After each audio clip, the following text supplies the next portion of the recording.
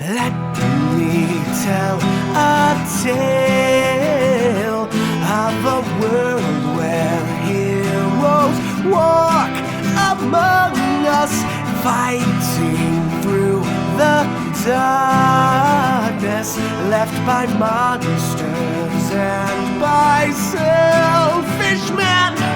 A tale of glory rent asunder, sacrifice and battles lost. Our heroes know not what awaits them, and still they carry on.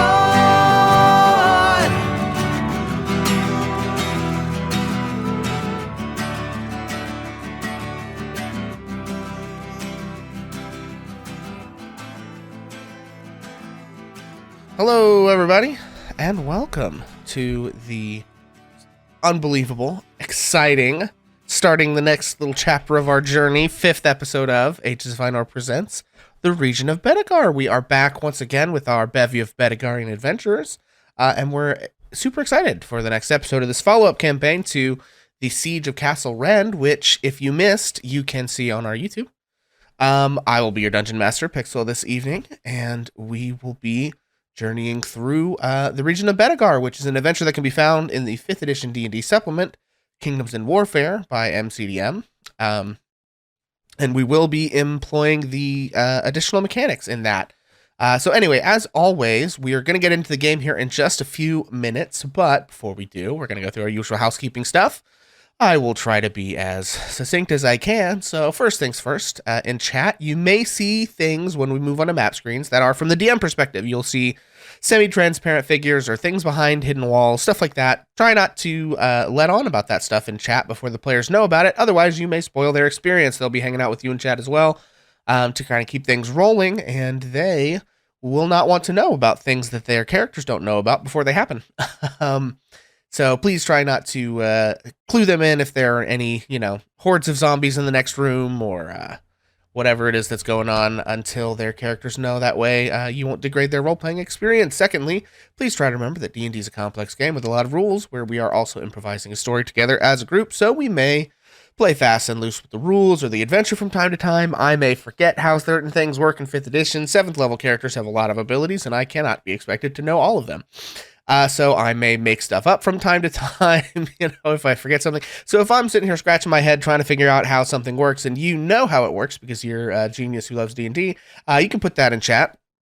But if we pass the moment by, try not to lose your mind because we are not coming back to pick it up. We'll just try to get it right next time. Thirdly, we want to keep this space as open and welcoming a place as we can to the extent that that is on the internet, that is possible on the internet. So we won't be tolerating anyone being a D-bag in chat about anything. Try not to be a jerk. None of you are, but we always like to make sure, in case we get any new people in here who want to get clever, that we like to keep this place with the internet toxicity lever turned down to off. So we won't be putting up with anyone being abusive or hateful in chat, whether that's to other viewers or on stream, other viewers or players on stream, regarding anything from character choices, knowledge of the game or the rules, frankly, anything else about them. So yeah, again, never had a problem with those things here before, but we do like to be upfront with what we have as our community expectations. And then a reminder, we do release the show on YouTube and as a podcast after each episode during the following week. So if you miss an episode or have to miss part of it, can't stay the whole night, anything like that, don't fret. You can always watch it after the fact. And since we alternate our campaigns week to week, you have plenty of time to catch up if you want to watch live the following week. And then, of course, last but not least, we'd like to go around and cast. If you would please introduce yourselves and your characters and remind us if you have chat inspiration or not, and let us know where you can be found on the internet before we begin. And we will start, of course, with Bonus Mom.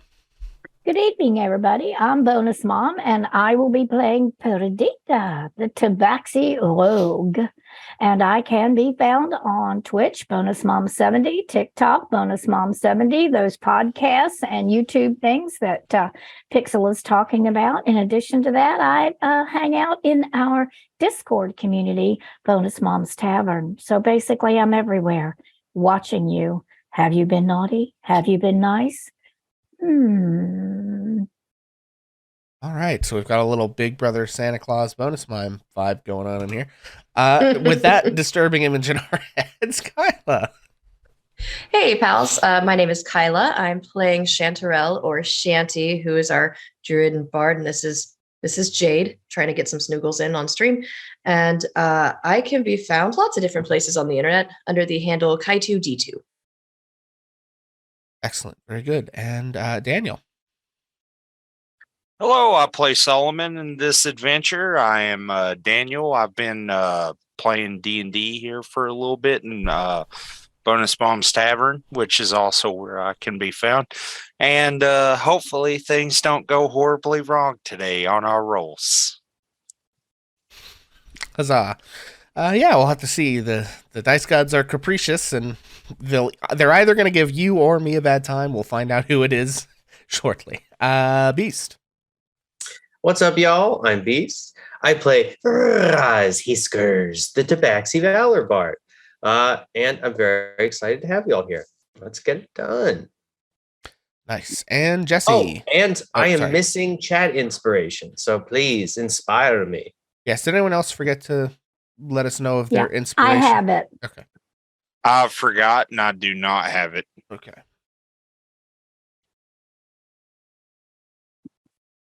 I forgot, and everything's going slow. I'm sorry. That's okay. You can jump in here in a minute.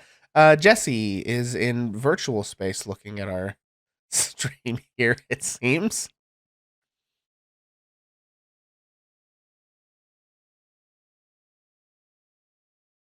Are you there, or should I skip to Taylor?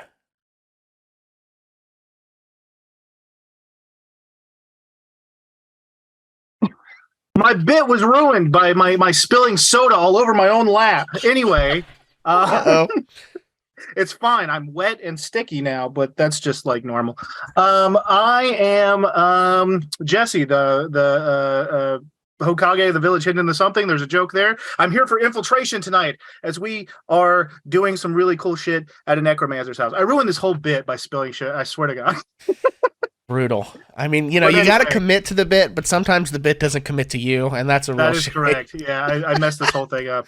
gotta And also, I can't see if I'm actually on camera. So, but Commitment anyway, is- I'm you are here. I'm now excited on to be camera. here. You weren't for a minute there, but you've come back. We've made it. I'm completely blinded by this stupid thing. All right, I'm done. Stealth mode engaged. I'm excited to be here. Thank you. Hooray. Do you have chat inspiration? All right, there you go. Sorry, does Silas have chat inspiration? No. Okay. All Excellent. right. And Taylor. Hey everybody, I'm Taylor. I play Enna, the Wood Elf Cleric. You can find me here, and I do not have any chat inspiration. Excellent. And Shanty, did you figure out if you have chat inspiration? I do not have chat inspiration. Very good. So I think the only person with chat inspiration is Bonus Mom, if I'm And I seeing think that's correctly. because Silas gave it to me at the end of last game. So, okay, friends. Well, I'm Pixel. I will be your dungeon master this evening. You can find me here on the Ages of Einor Twitch, where I currently am the DM for both of our campaigns that alternate on Fridays. So, 2 weeks from now is around New Year's, right? So we will theoretically, holidays are always weird. Theoretically, we'll be having another episode of this. We'll let you know in the Discord if it ends up not happening because of like holiday stuff. Either way, that will be happening eventually. And then the alternate week is usually our Curse of Strahd, which I think we're pretty sure we're not doing next Friday. So the next episode of Curse of Strahd, I think, will be like the 4th, the 13th, maybe. Let's see. The 23rd is off. Yeah, it'll be the 6th. So the 6th of January, we will definitely have Curse of Strahd. The 30th of December is maybe TBD as far as Regent of Bedegar goes. We'll let you know. And then you can also see me here on Twitch, on twitch.tv/hammerandpixel, where I play video games. Lately, I've been doing a reasonably okay run, for me at least, of hardcore Minecraft. I don't know how long we'll do that, but we've gotten farther than I've ever gotten before, and we'll see how long it takes for me to stupidly die like an absolute moron. Tragically. And the farther we go, the more tragic it becomes. So the stakes get ever higher, comrades. Yeah, so that's it.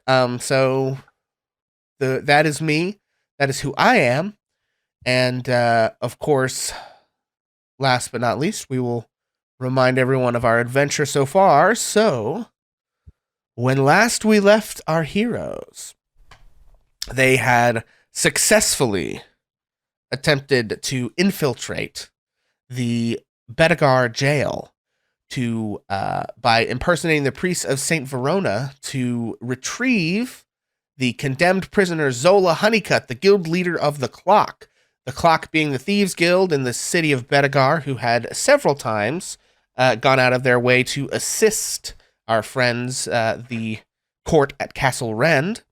And so in order to not only help someone who would help them in the past, but also attain their assistance in the upcoming war against Saxton, the Usurper region of Bedegar, they decided to infiltrate the prison where Zola Honeycutt, who had been captured, was being held, and exfiltrate her. So they had successfully made it in there. However, due to some unfortunate circumstances regarding a key being thrown down a hallway, the guards were alerted and they had to fight their way out. They did successfully fight their way out. They cut their way through numerous guards.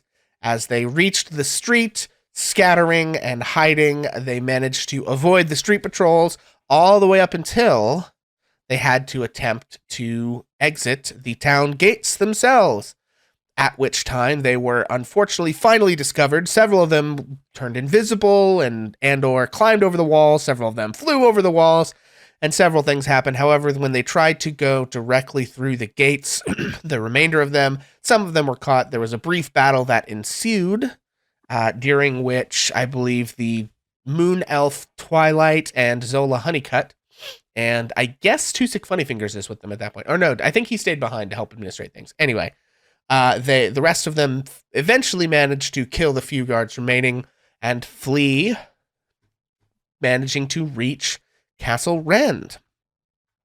And so that is kind of where we pick back up. You guys have managed to escape with Zola Honeycutt and all of the various prisoners that you released. And you were sort of planning your next move. And I think you actually did some of that planning, although we may have to refresh because it's been several weeks. So we are now basically at a point where we have a faction turn to take. So I know those are some of the new mechanics that can be a little confusing for folks. So this is the sort of level of play, just to sort of refresh everybody and everybody in chat. This game uses supplemental rules to 5th edition D&D called Kingdoms in Warfare by MCDM. The goal of Kingdoms in Warfare is to simulate sort of political organization level play. So this is when organizations come into conflict with each other. We do intrigue, and intrigue lasts for a certain number of rounds, and each group takes turns based on a sort of broader organizational party sheet that they have. And they have various different abilities and things they can do. So currently we have the Court of Rend versus Lord Saxton's despotic regime. We have already had a few things happen. They have garnered the support of some allies through diplomacy, and the Court of Rend has mustered the Crimson Guard, I believe. So there's quite a bit going on there, and it is now basically the second week of the campaign. The first week having been involved with them going to free Zola Honeycutt, and yeah, so I don't know if you guys want to discuss out of character. I know you've talked about some things in the group chat. I don't know if you need to role play any of this decision making. I'll kind of leave it up to you. But you had some thoughts on what your next moves were, both for your faction turn and for kind of what the party's going to do. So I think maybe that's sort of where we enter the scene today, is kind of on the War Council at Castle Rend, where you folks are discussing what the court's next moves will be as we head into week number 2, with only 4 weeks remaining. I guess this is 5 weeks, including this one, with only 5 weeks remaining before the final confrontation with Saxon's regime. And this is the next day, is that correct, Monsieur le DM? Sure. The days are a little fuzzier than that.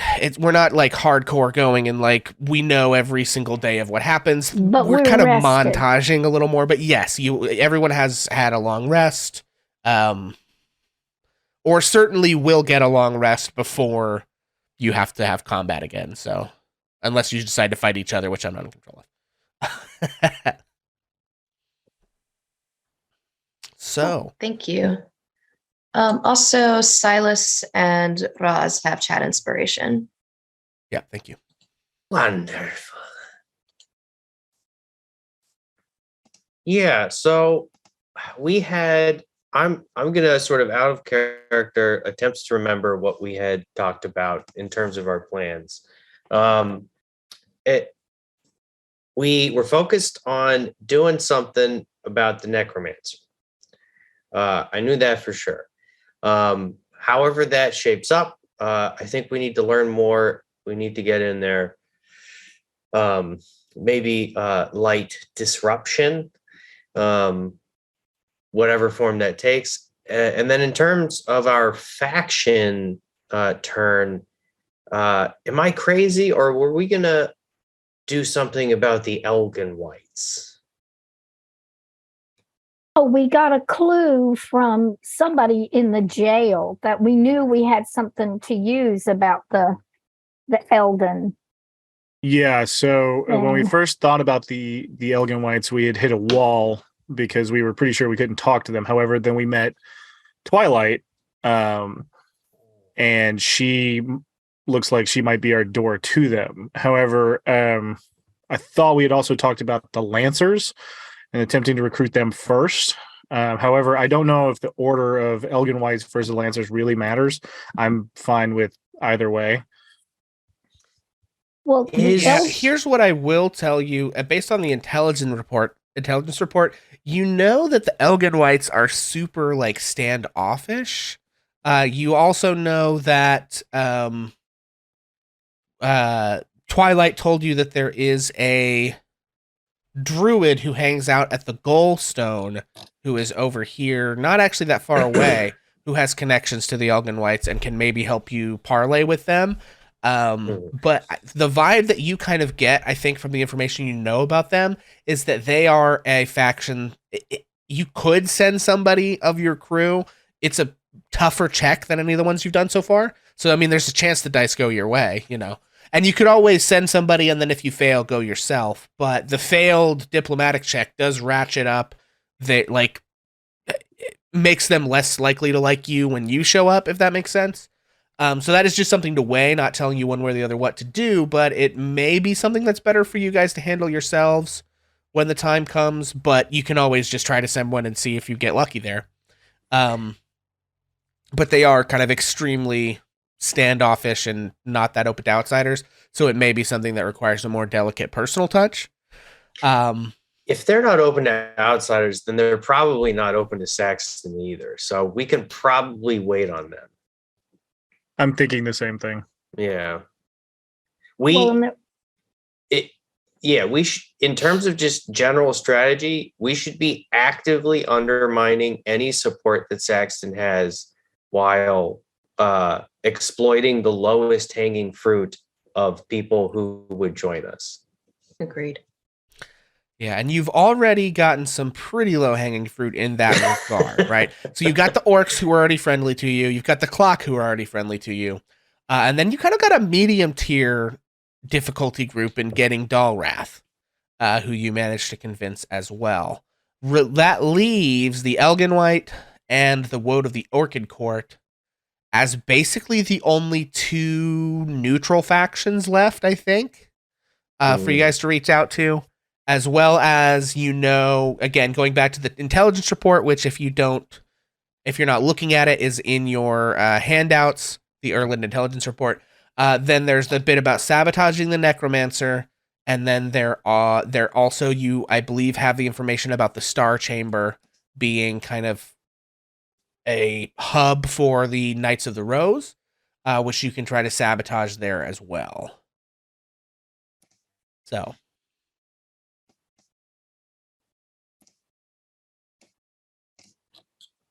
What was the Star Chamber? There we go. Okay. Yeah, the Star Chamber is basically you've gotten some information, I think, from both Zola Honeycutt and maybe from the other dude in the clock, Two Buckle, which amounts to telling you that the Star Knights spend a lot of time and a lot of their administrative stuff happens in this Star Chamber, which is very mysterious. Random people disappear to it sometimes.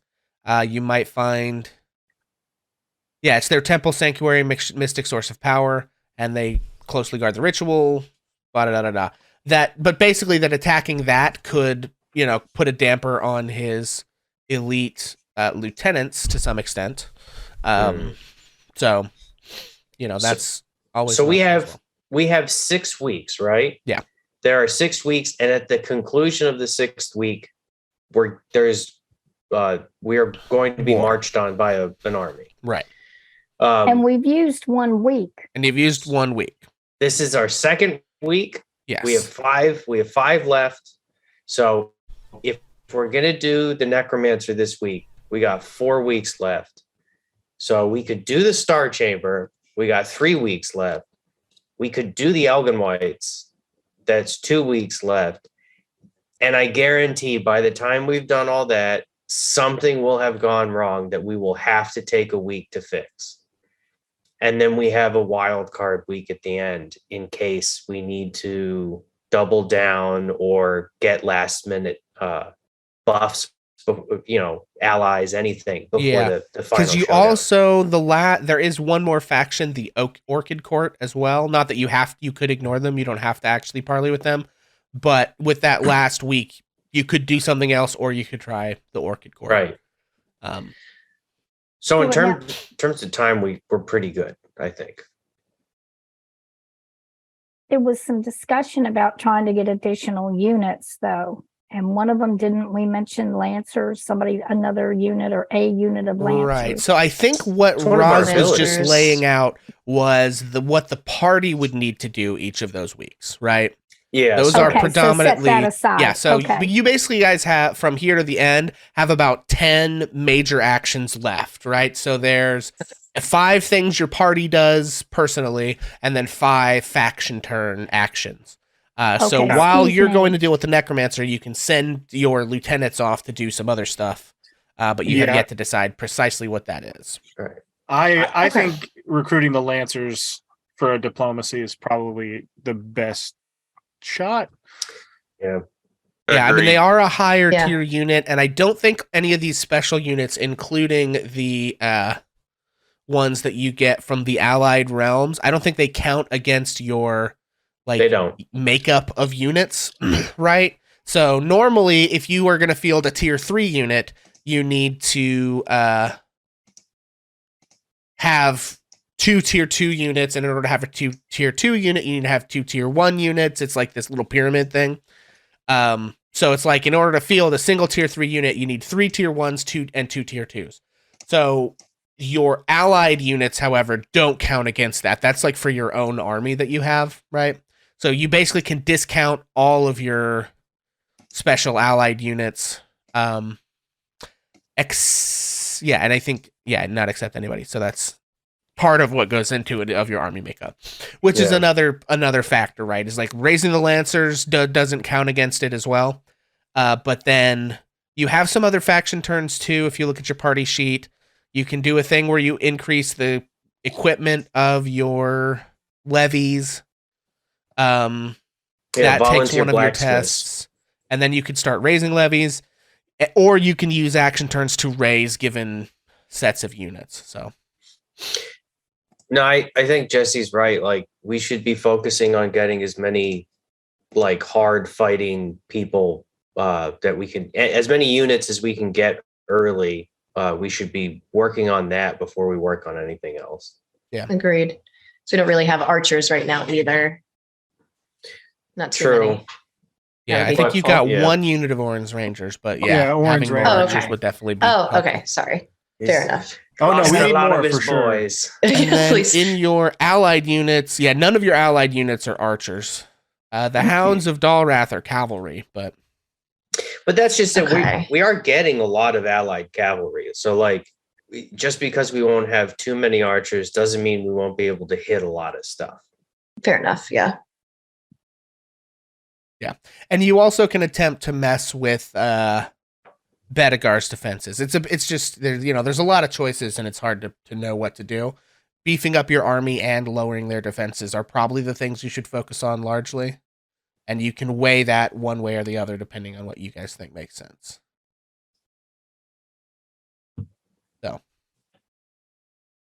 So now that we've talked about it a bunch, what do you guys want to actually do?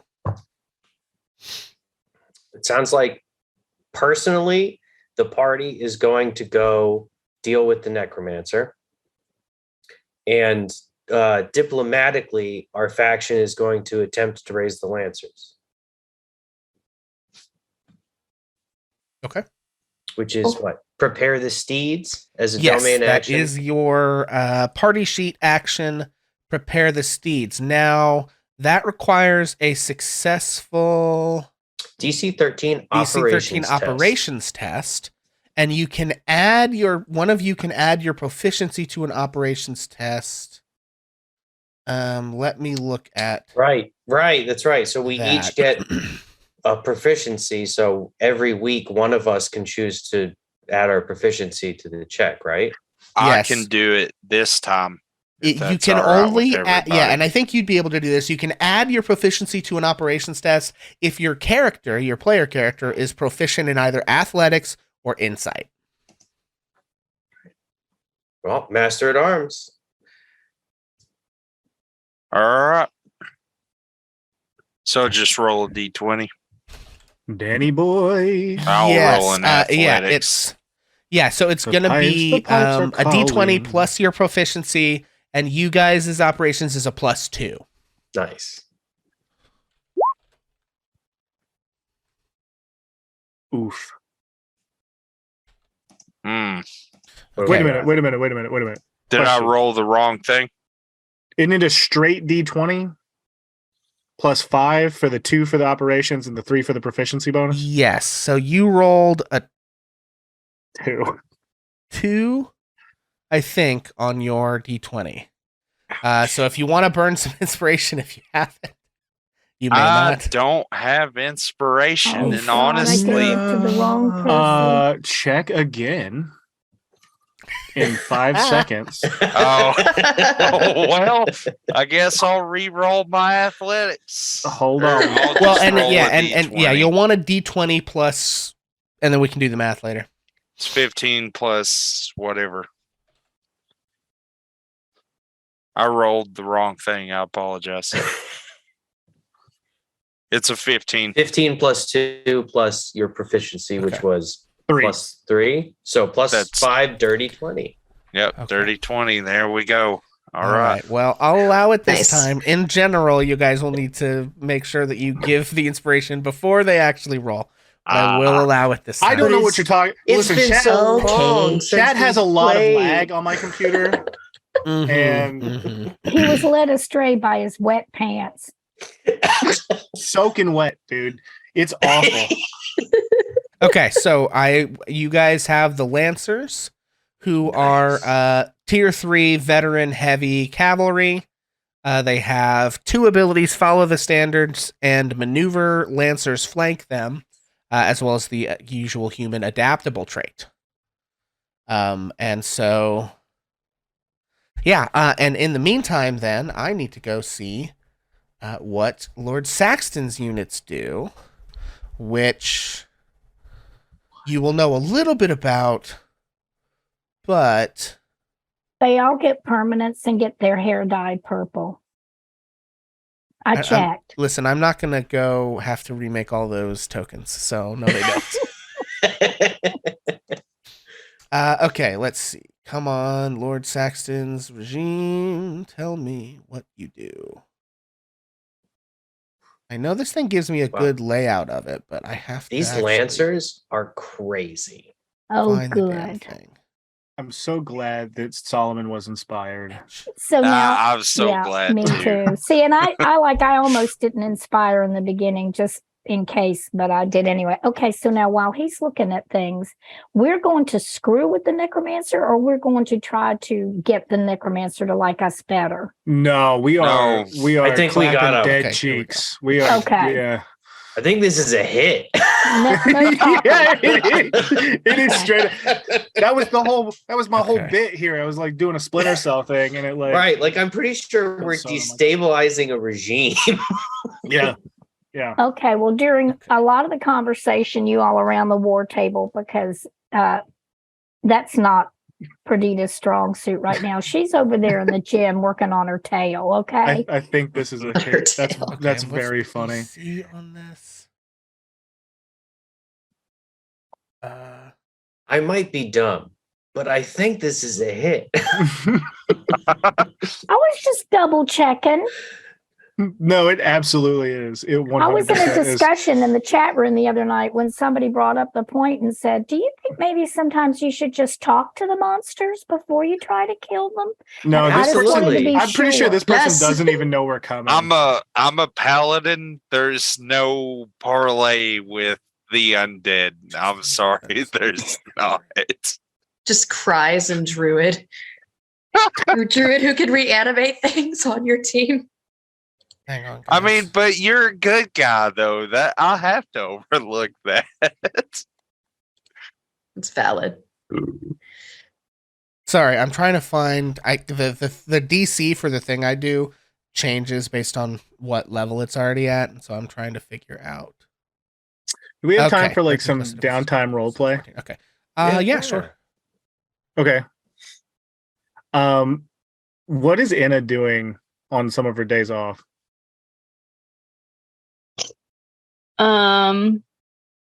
She's probably what's that thing called? The thing at the temple? Yeah, Mm-hmm. Okay. praying, She's probably templing. doing Okay. temple shit, hot Praying. girl shit. That's what she's doing. So Silas will try to find Inna and Yeah. just say, "How you been?" I'm good. How are you? Well, we found in some of the rubble of one of the cities something interesting, and I thought you might like it. Would you gonna come see? Oh, I like things. Yeah. So Silas will take her kind of like to one of the main rooms and just kind of be like, it's a kind of like a ramshackle, not very well put together dollhouse. And Silas will just be like, I thought since Arrow can now speak English, you guys might want to hang out together.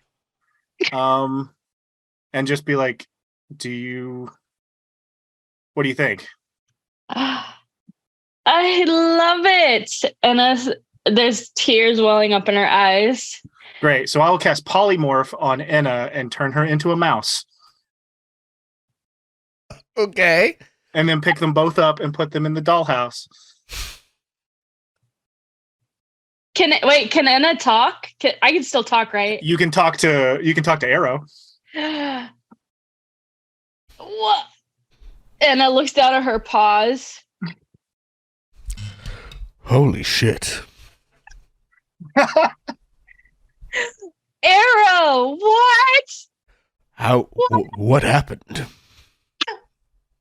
Your voice is a lot deeper. Yes, I sound quite different down here. What? This is crazy. So I can hear Arrow, but I Yeah, only so hear for Anna Arrow, speaking. you're Yeah. hearing like, holy shit! Yeah. I sound quite different down here.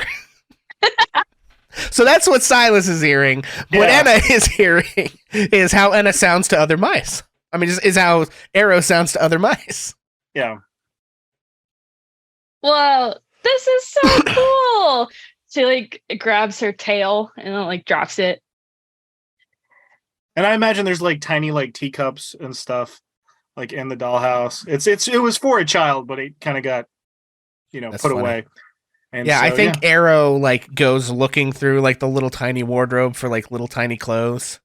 and puts on like a little, like, I don't know, just the fanciest looking masculine doll clothes that he can find. Like a smoking jacket. Yeah, sure. He's got like a little cane with like a rhinestone on top of it. Does he have a little hat? Sure. Yeah, he has to cut holes in it for his ears, though.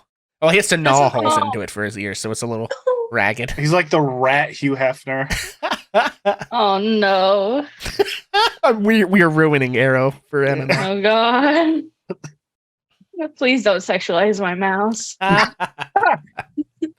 So I'll just reach over to Arrow and give him a little scratch on the head, and then reach over to Enna and give her a little pat on the head. Just be like, "Have fun, guys," and you have an hour. And yeah, 1 hour, Arrow. Oh my gosh, we gotta go to the store and get some groceries. There's no food in here. How much is rent?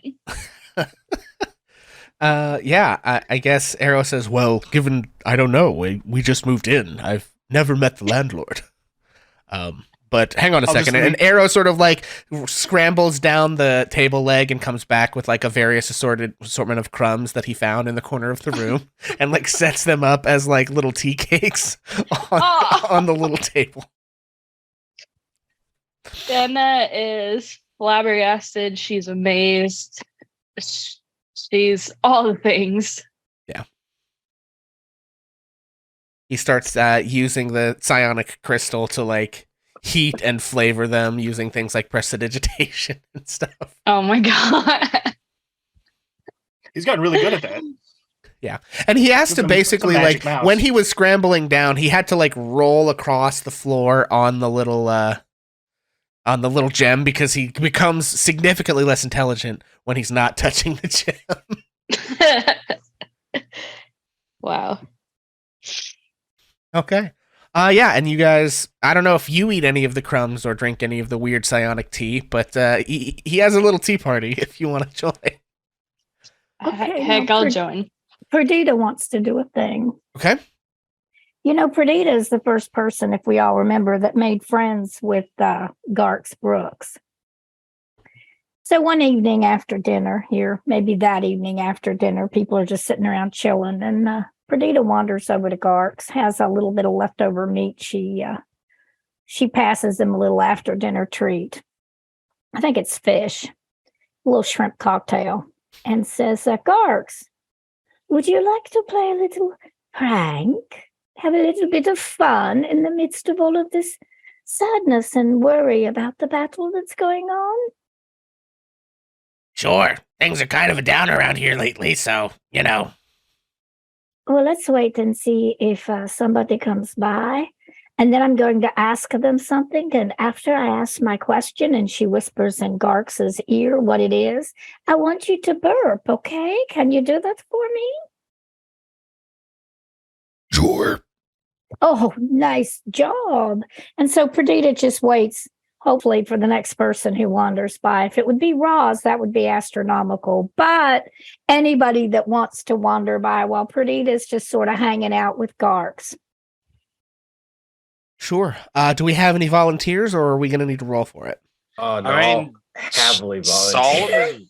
Solomon can go by. It don't matter. Okay. So we have 2 volunteers. So I think for some reason, Roz and Solomon, let's ask, why are you guys wandering by? Or, you know, guys, Roz and Solomon, why are the 2 of you, what are you talking about or discussing, or what circumstances lead the 2 of you to be kind of walking towards the front gate of the castle on this particular instance? And it could be both of them. It would be fine. Yeah, no, I'm going to have it be both of them. That's happening.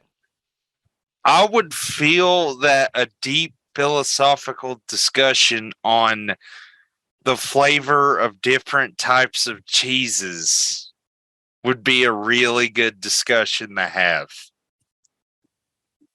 I am familiarizing myself with the cheese known as blue. It is quite funky.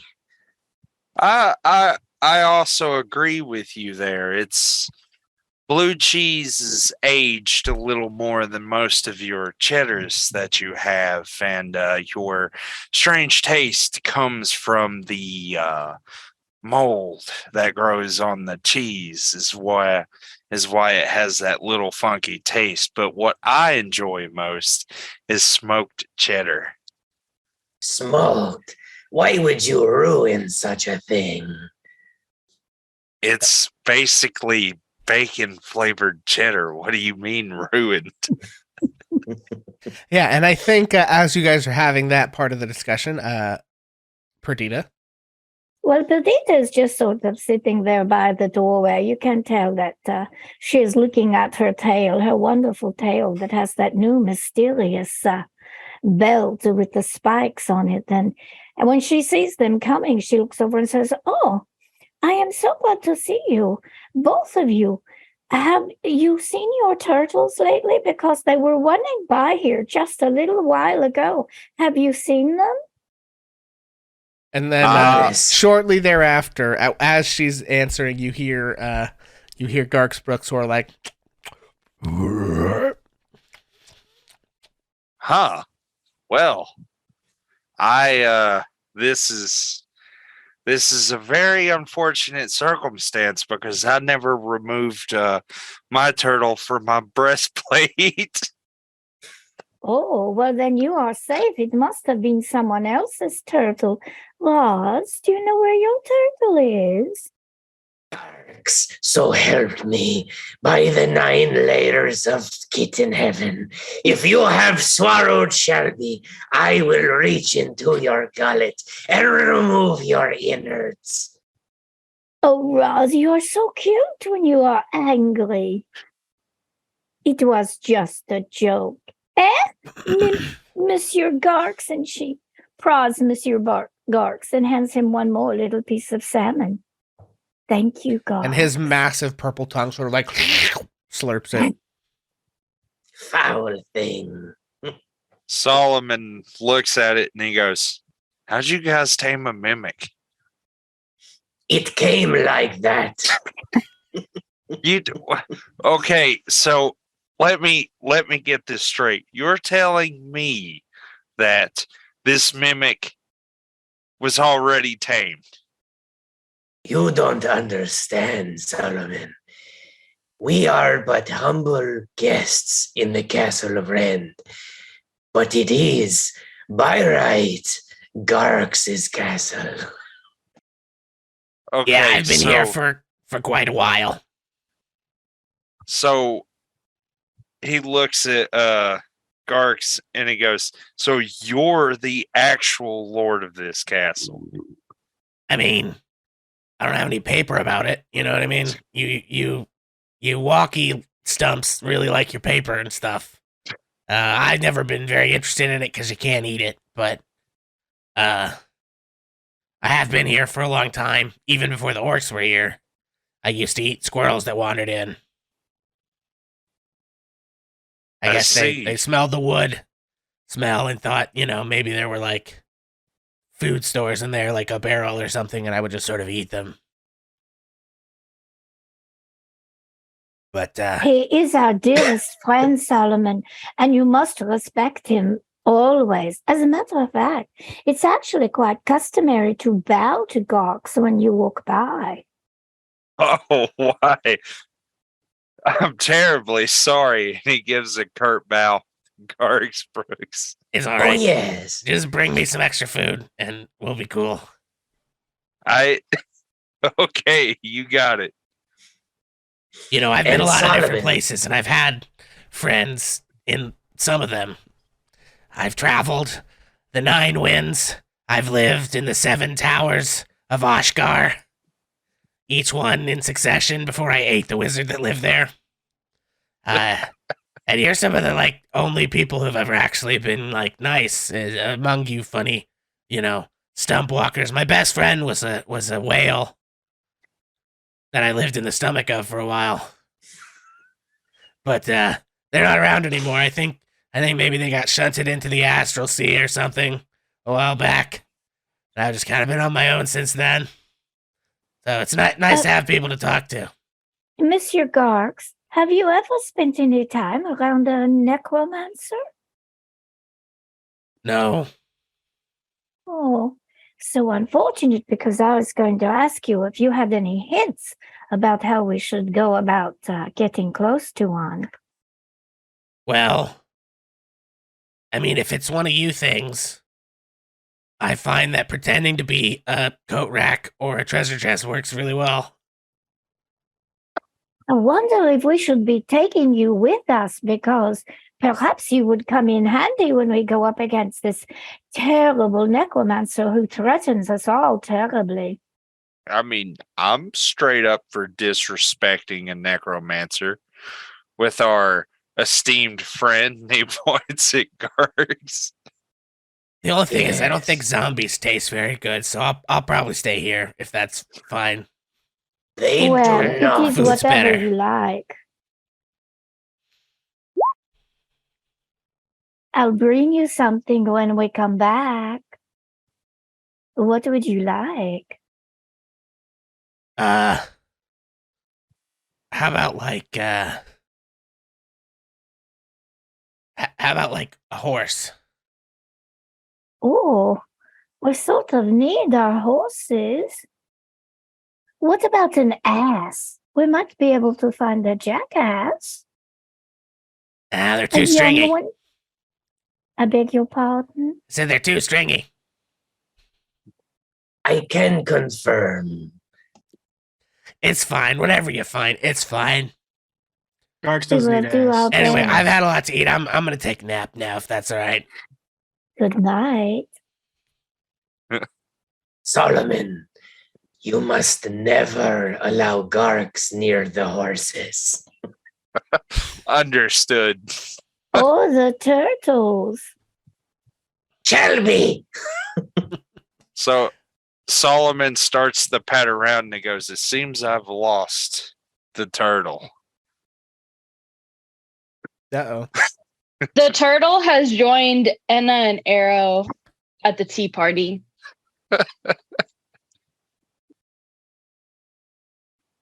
Okay, so I would like to say that, like, at the end of about an hour, you guys just hear like whoosh, as Anna just Yeah. like explodes out of a dollhouse. so here's what you all know as far as the faction turn goes. You have raised the knights successfully, the lancers. You know that Bedegar has raised another one of their defenses. You don't know which one, and you don't know to what degree.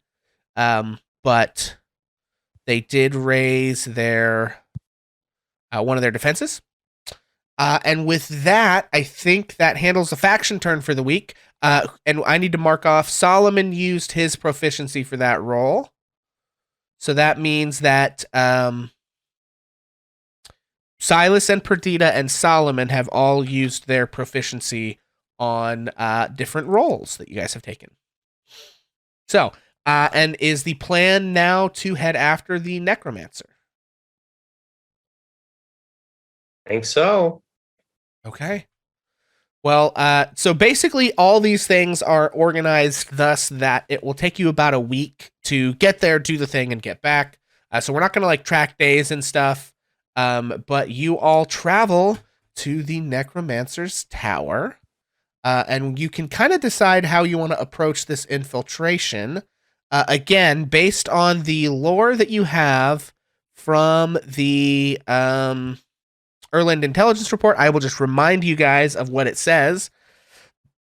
So the Necromancer is reviled by the people of the lands for foul practices. You believe she would forge an alliance with Saxton, who would promise her anything to secure power. A generation ago, before Calaga's appearance, the tower watched over a small village called Mistview. A wizard had moved in and expanded the tower and then disappeared. When travelers next visited Mistview, every inhabitant was undead, and a wicked necromancer attacked any who dared draw near the tower. You can tell that the wild and overgreen area around the ruined tower, intelligence indicates, is probably thick enough that you may be able to approach the tower unseen, but it will require sort of some sneaking. But you also could just choose to like charge in there, or you may have other magical or other means of, kind of getting in there. So I will leave it to you guys to decide how you would do that.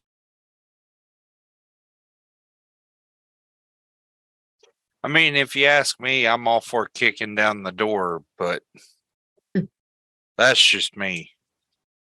I think we need to do at least a little bit of recon to try to figure out what's exactly is going on. Shanty, your ability to turn into a bird might be the most helpful without being spotted. And I can send Charlie with you for free.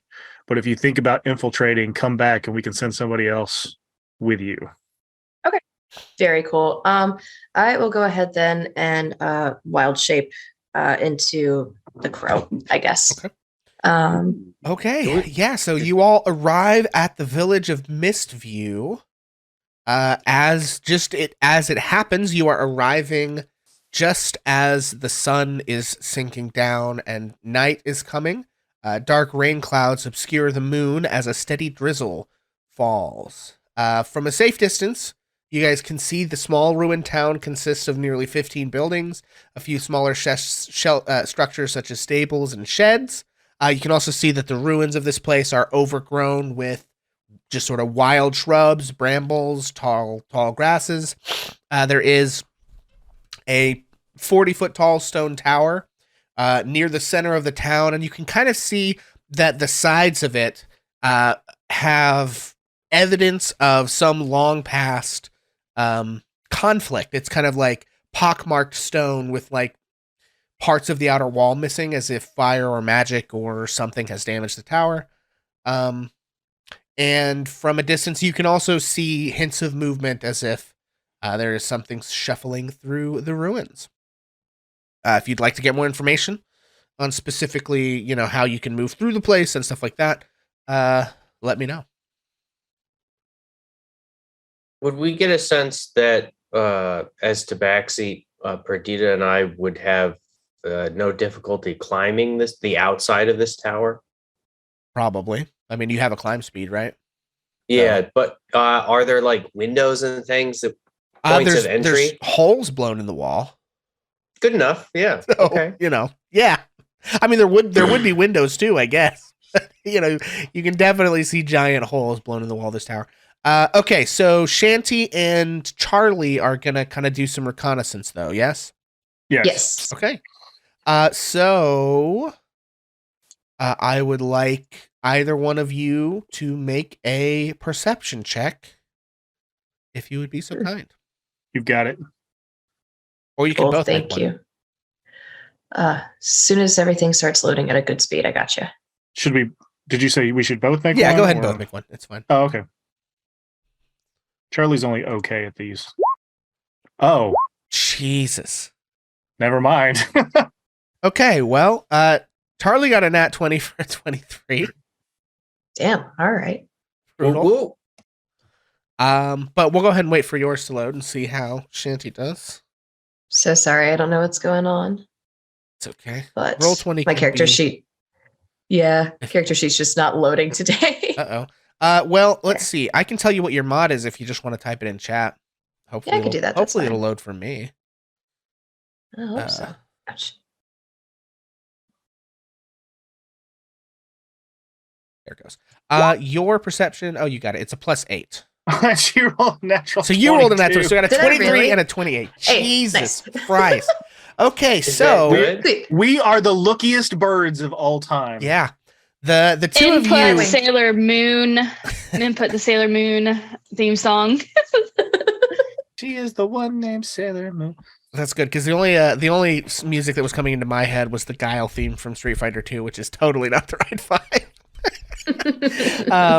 Okay, yeah, so you all managed to very easily identify a path through the farmhouse that seems relatively clear. You will still have to make some group stealth checks to attempt to make your way through. And with 2 of those nat 20s, I'm going to give you... Yeah, I'm going to give you the lowered DCs on literally all of these. You guys find basically the safest route through just by flying overhead and scouting out. So you have your plan mapped out of where you think you want to go, and you see that as you get closer, there's a bunch of like zombies and skeletons and all kind of shit just like hanging out around here. But your first issue is the town outskirts. So you see there's sort of these farmhouses, stables, and a few small dwellings on the outskirts of town that everyone will need to sneak back through. Do you guys just go visiting the town? Do you try and scout the tower out? Or like how much scoping out do you do?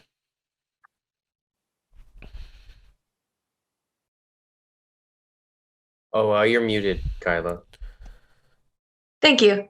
Yeah, I think definitely scouting out the town, but I am also curious to see if there's anything to be seen at the tower, you know? Sure. Yeah, so the tower is 40 feet in diameter. Oh, and it's about 60 feet tall. Okay. You can tell that the front doors have rusted and look like it may be tough to open them quietly. However, you can find a gap in the stones on the northwest side of the tower where you could probably slip into the hole on the ground floor. You can see that there's another hole on the second level where someone could climb up, and a third hole on the highest level. So it's like, depending on how good people are at climbing, maybe you might be able to bypass a bunch of the tower and just climb in the top. Or you could enter on the ground floor and everyone could get in pretty easily. Quick question. In Charlie's familiar form, or like Silas looking through Charlie, would he be able to communicate with Shanty as they're both birds? Or is that I don't know that...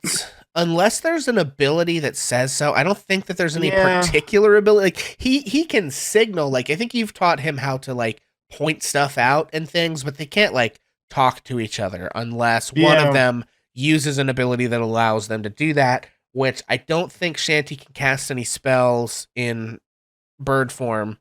So yeah, unless there's there's a lot of bird nonverbal communication though. Yeah, I mean, like, he can signal and stuff like that, but I don't know that you can have, like, conversations. Yeah, there go all my owl puns. Sorry. Yeah, who, buddy? Anyway, I think that Charlie would start to signal, kind of trying to, like, point a wing to the tower. Okay. And kind of start to fly that direction, but carefully, like, making his way over, like, one house at a time, give a little look around, another house at a time, give a little look around, and like, you know, make their way over there. If it takes an hour, that's what it takes, but just trying to be careful. Okay. Well, Shanty's, you know, probably gonna. Yeah, as you get to the tower, make another perception check for me. Ooh, okay. A 12. Okay. 25. Holy shit. I think that is almost certainly gonna see what I'm about to do here, but we make sure these are set up correctly. They are good for me. Holy shit. Okay. Shanty, you notice flitting in and out of the tower walls occasionally. You notice several sort of little flitting balls of light that sort of like flicker in and out of existence. Okay. I'm gonna fly a little bit closer. Okay. And see if I can.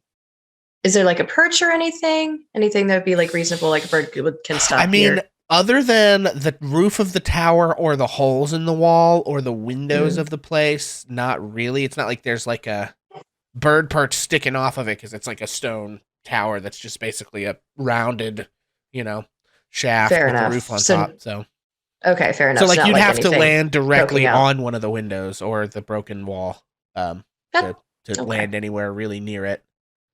I mean, I guess that there's like, you know, there's a distance. There's maybe 40 or 50 feet around it in like a town square where it juts out in the center. And there are buildings around there you could land on, but that's the closest you can get without landing on the tower itself. Okay. I think I will just kind of not get super close, but land on a nearby building. Okay. Just keeping some safe distance. Yeah, sure, you can do that.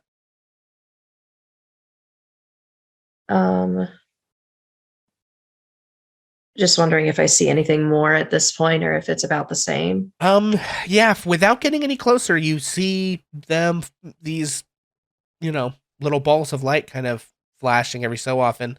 If you'd like to make an fair enough. Arcana check, you might be able to get some information about what it is that you're looking at. Okie dokie. Because it doesn't seem, it's not natural fire. It's like, this is not the behavior of natural light, nor does it look like natural light. So it's a little, something magical's probably going on. Okay. Let's see. Oof. 10.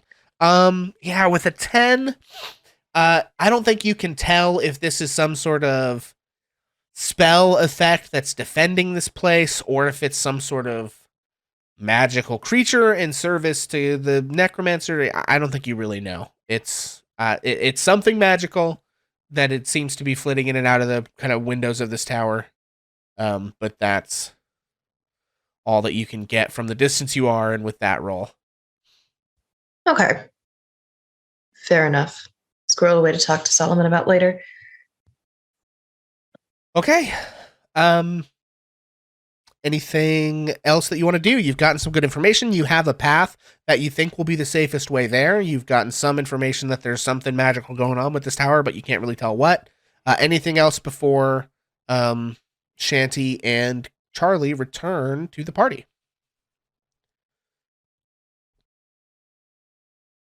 I don't think so, honestly. I think kind of got everything. Yeah. Okay. Before getting too close. Okay. Turn on a little. Forgot to turn on my sort of Spooky ambience. vibes. Yeah. Oh no. Actually, let's use this. Okay. All right. So you all return to the party. You see Shanty and Charlie sort of flit down. And I don't know if you turn back into a genasi or if you stay in bird form, in crow form, I think it was. That's up to you. I'll go back to genasi form. Okay. So you sort of resume being a person and not a bird. And Charlie flits back over to Silas. And yeah, what would you like to say to your teammates? Yeah, so I'll go ahead and... So we found some entrances into the building that I think we could utilize if we decide to go that route. The way through town's really not that bad. I think we'd be able to handle that pretty easily. But there were some strange flashing lights going in and out of some of these openings in the tower that I'm really curious about. I couldn't really get close enough to tell what they were. And it's beyond my knowledge, unfortunately. Solomon, does that sound like anything you would recognize? Would Solomon recognize that, David? Pixel? Sorry. Let's see. You can make an Arcana check here. The DC is going to be higher because you're kind of going off secondhand information. You haven't seen the effect yourself. But you're welcome to make an Arcana check if you want. Oh man, this is going to be rough. It's 14. Yeah, 14. I still think you don't quite know from that description what you're dealing with. I'm not quite for sure myself. Flickering lights. That's fair. It's almost like little balls of light that were fading in and out and moving in and out of this space on their own. Were they up in the air, like flying, or were they coming in and out of the openings like they were being thrown? Oh, that's an excellent question. Pixel, sorry. Sure. It seemed like they were moving of their own, like they were flying in and out and like flickering in and out of existence randomly. Okay, fair enough. All right. Yeah, definitely flying like on their own accord. In and out of the openings of this space. It was strange. I hadn't seen anything like that before. Far to the north, in the winter winds, there are lights in the sky that resemble what you speak of, and they are harmless. I am not afraid of pretty lights and bubbles. I do not fear this. I do not think we should.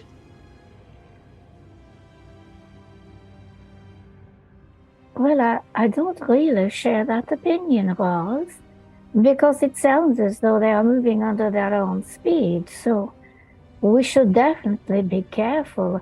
And if you're saying they are winking in and out, well, that sounds a little like they are traveling from place to place, like teleporting or moving through another plane. We should be very careful. It makes me wonder if I should get up there in a roguish sort of a way and take a little closer look from the ground as we move forward on the path that you have chosen. Sorry.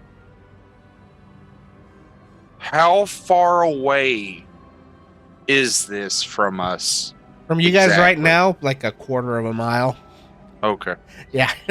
So the getting through the town is going to sort of take 3 distinct checks to avoid possible encounters with undead as you approach the tower.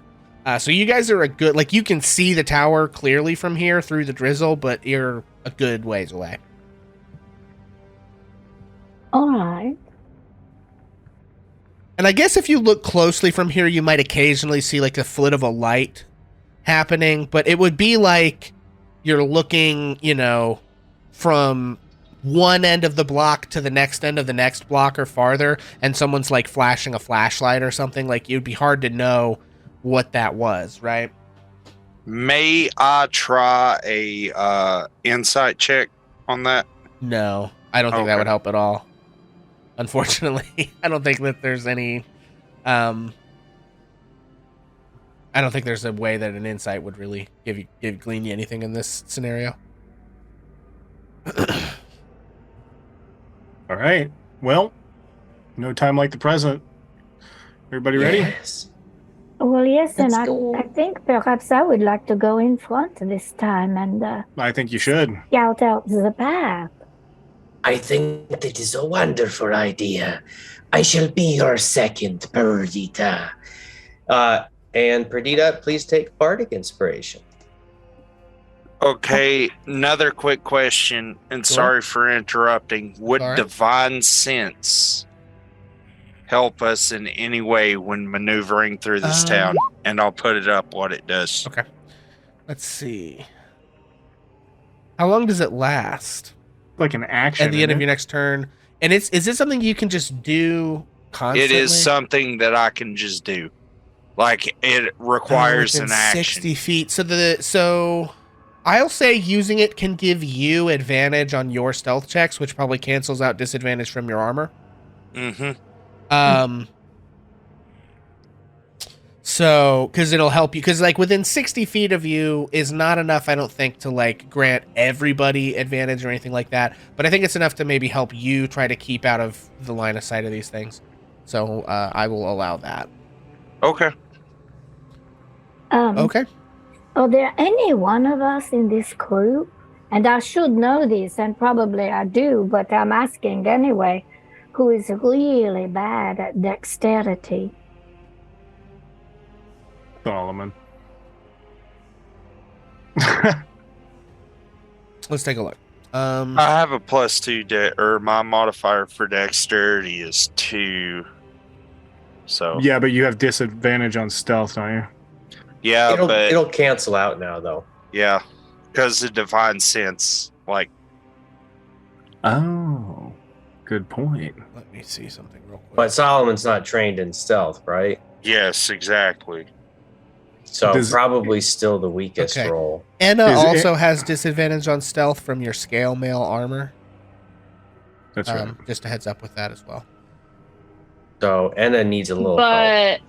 But Well- I have Mask of the Wild. Right. Well, see, I have this So let's look thing at Mask called- of the Wild, because Mask of the Wild is like a thing where you basically like hide yourselves in leaves and stuff.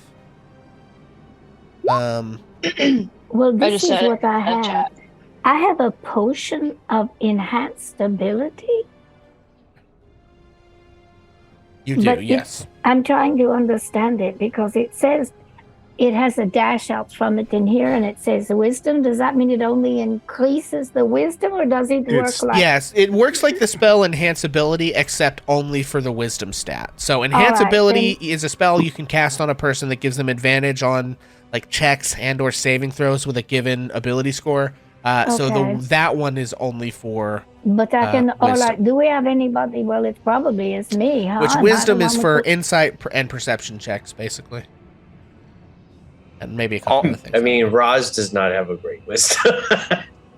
Well, I have this potion of enhanced ability that can increase the wisdom. I have a 1 for wisdom. But I have it, Roz, in case we get into any trouble, huh? Or should I go ahead and give it to you? Well, we could not possibly find any trouble. We are only in an abandoned village under the watch of a tower owned by someone who animates corpses instead of consuming them as they should. Also, Pixel, I Oh, want Roz has to- a -1 to Sorry. wisdom. Okay, Perdita sorry. hands No, the you're thing to Roz and says, "You just hold on for it. Do it for me, please." Certainly. Okay. Okay. So the potion of you haven't taken it yet, but it's now in your possession. Okay, and then what was that, Daniel? I apologize for interrupting your guys' roleplay. I want to correct myself on what I said earlier. I can use it up to 5 times. 5 times. Okay. Then I will allow it to grant you advantage on one of the 3 stealth checks that you'll need to make. Okay. Okay. Yeah, so what this is going to be, like I said, there's sort of 3 stages of getting through this pathway as Shanty and Charlie determined like what the path is. There's the town outskirts with the farmhouses and stables. There's like a series of small homes as you move through the town proper to get to the tower. And then on the approach to the tavern, there is a approach to the tower. There's a large tavern, several businesses, and a very spooky graveyard that are kind of right close to the so it's like in the town square there's like a graveyard, and then there's your town square with your normal businesses and houses and stuff, and then there's like a residential district, and then there's like kind of like a farming district. So you guys are outside the farming district now trying to get into the residential district, and that is going to require a group stealth check to avoid the undead that are there. So and I'll leave it up to you. The checks, I'll just tell you, Shanty, you would have noticed that there are more and more undead the further you go in. So the checks will get harder as we go. And I will leave it up to Solomon to determine which of these checks you would like to give yourself advantage on to cancel out your disadvantage. And this is going to be like a group pass-fail. So there's 6 of you. So if at least half of the characters rounded up. So if 3 of you can make this check, then you will get successfully through. Otherwise, you will be discovered by some undead. Cool. Fair enough? Yeah. Fair enough. Let's do go. it. All right, let's do it. So this first one is a DC 12 stealth check. So everyone please roll those checks. I am not Oof. going to use advantage on this one. Okay. Ooh, okay, so how many? This is 1, 2, 3, 4, 5, 6. All right, we've got a 17. That's a success. And a 3. That's, I guess, so we'll do success over here. 17 is a success. 3 is a failure. 16 is a success. 9 is a failure. 25 is a success. And 14 is a success. 4 successes, 2 failures. You guys successfully make it through the town outskirts. So you sort of like sneak through. Actually, that 9 is a 9. Okay. You sneak through the town outskirts with the farmhouses and stables and sort of these small dwellings. you detect actually one of the places you thought was going to be an easy path that was relatively clear was to duck through this barn. However, you do, I'm going to say that Roz, you sort of detect a faint whiff of decay from within the barn, and you can see that there are actually several zombies and a warhorse skeleton in the barn, and you guys just sort of make your way out to another, around to a different way, bringing you to the second district. So you make it through the outer area, and you are now sort of at the residential district as you come upon the series of small homes in the town proper. So, if you would please go ahead and give me your next set of stealth checks. This one is DC 14.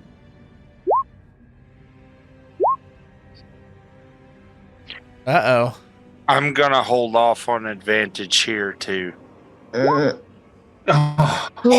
Okay, all right. So we've got a 20 from Roz. We've got a 10 from Shanty. We've got a 12 from... we got a 20 from Perdita, 10 from Shanty, 12 from Roz, 7 from Enna.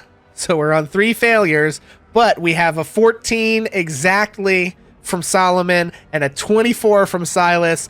3 to 3, half of you pass. That is a success as you move through the series of homes where you again discover inside of a house you almost knock something over. I think probably Enna sort of turns around and almost knocks something over, and Silas like quickly grabs it and like steadies like a vase that is still somehow weathered these many years, and it does not fall to the ground and shatter. And you're like sneaking through a singular house, and you know that there are some creatures in like the next room, but there was no other way. You had to duck in because some creatures kind of came in around the corner in the street, and you all duck into this house, and you can hear sort of shambling around in the next room one of these creatures. So you're like trying to get through this hallway out the back door of this house, and Enna hears a sound and sort of whirls around and almost knocks this vase off, but Silas's quick thinking and reflexes sort of snatch it and just carefully put it back,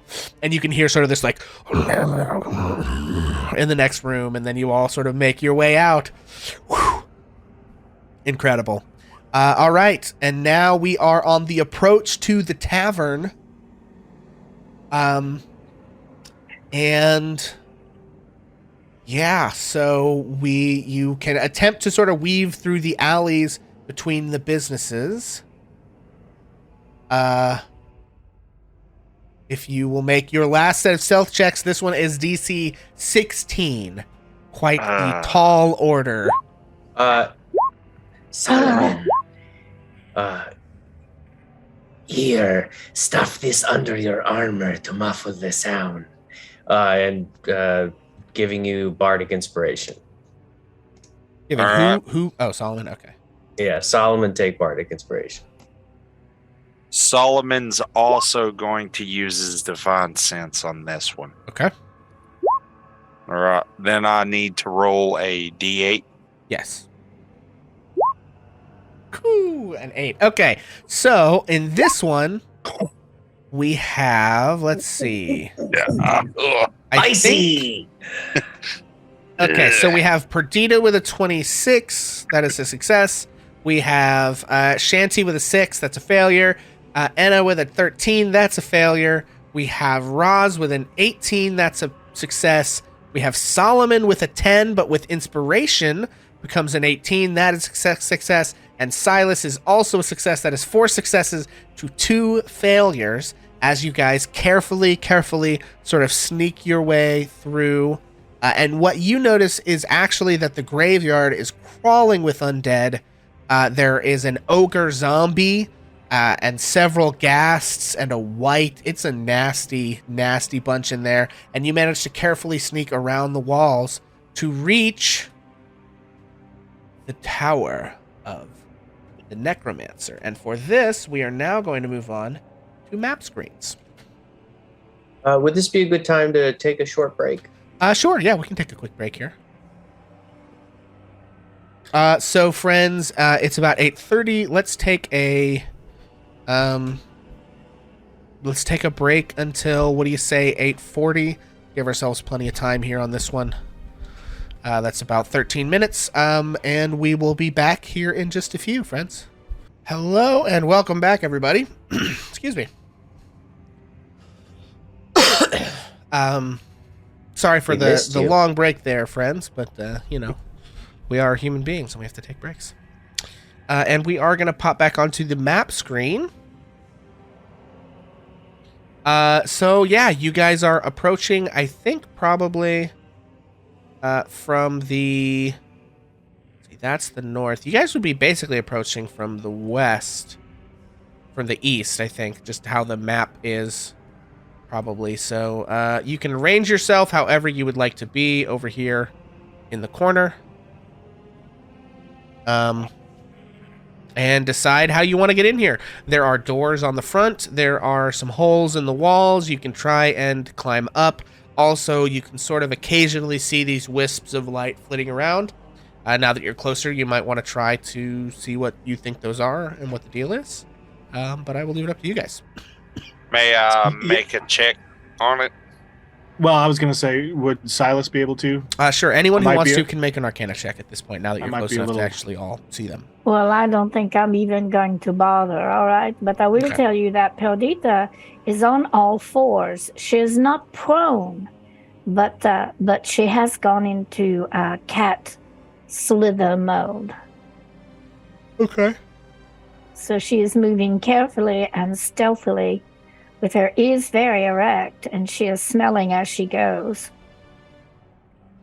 Okay, let's see. I've got a 2 from Solomon and an 18 from Silas. Silas, as you get closer to this, these actually, they're a little bit warped from what you know. Uh-oh, this thing is still dead. Okay.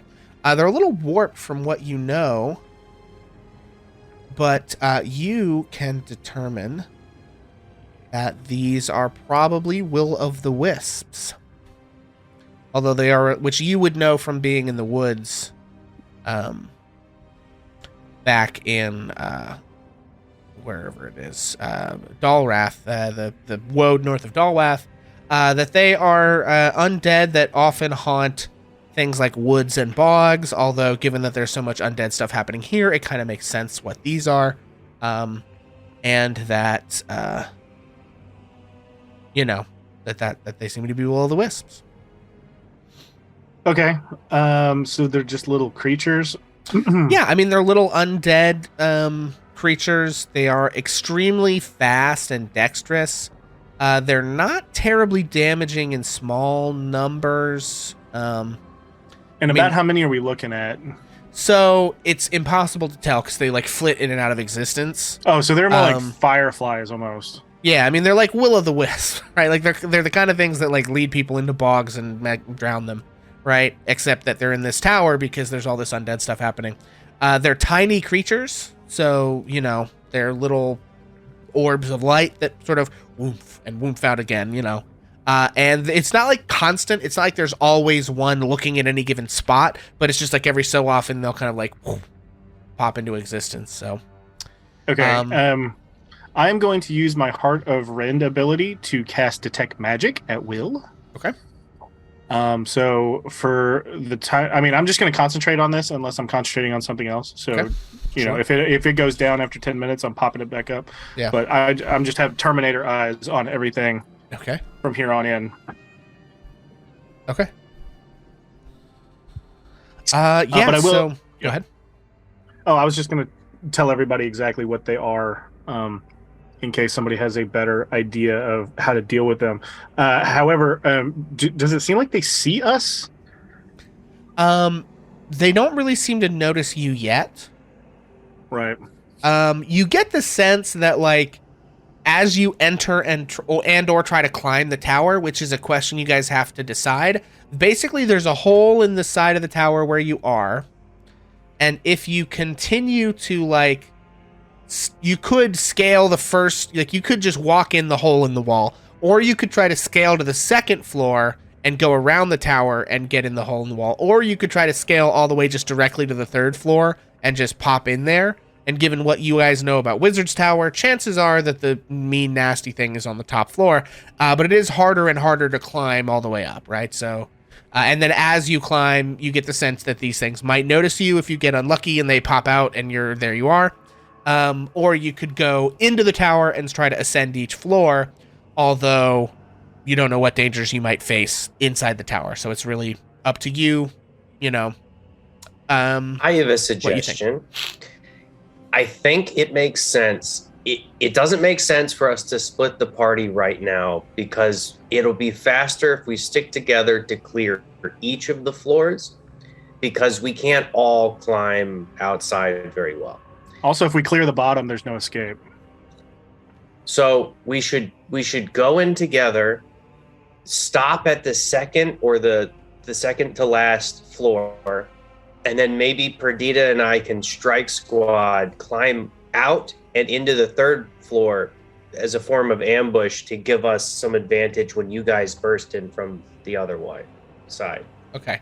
And it's pretty dark right now. Can all of you guys see thanks to Charlie or no? Well, Perdita has a dark vision. Yeah, several of you guys have dark vision, but several of you guys probably can't. Whoop, okay, there's Charlie. Can't see very well. I can see So fine. you it will need to decide if you want to rely on dark vision or use a light source, and if you are using a light source, you'll need to tell me who is using it and what they're using. Solomon, can you see in the dark? I do, in fact, have dark vision. I may be the only one who doesn't. Which means... Neither. Oh, you don't? I have a light cantrip. Yeah. That might be the way to go. Somebody needs it. Yeah, well, Silas and Shanty are going to be at a disadvantage because, like, there's no moon and it's kind of drizzling right now, which has been good for your stealth, and you've been able to kind of like using Charlie, who has dark vision and things like that, kind of make your way through, leading each other with minimal light. But once you get inside the tower, it doesn't look like there's any light sources in there really. So yeah, I mean we're kicking in the door, right? Like we should just have light. Yeah, I'm fine with that. Yeah. All right, but I have a question about that. So are you telling me that on the first floor there is both a door and an opening? Yes, there's a door. There's a big rusted door and a big asshole in the wall. Well, would we really be separated if we went in from two directions? Because if we're all trying to burst in through the same door, then we all, have to burst in through the same door. But if a couple of us that can climb go over the dirt, then we are covering the first room from two different directions. Yeah. Agreed. But we're coming into the same place. Yeah. So we'll Roz and Perdita can climb in through the hole.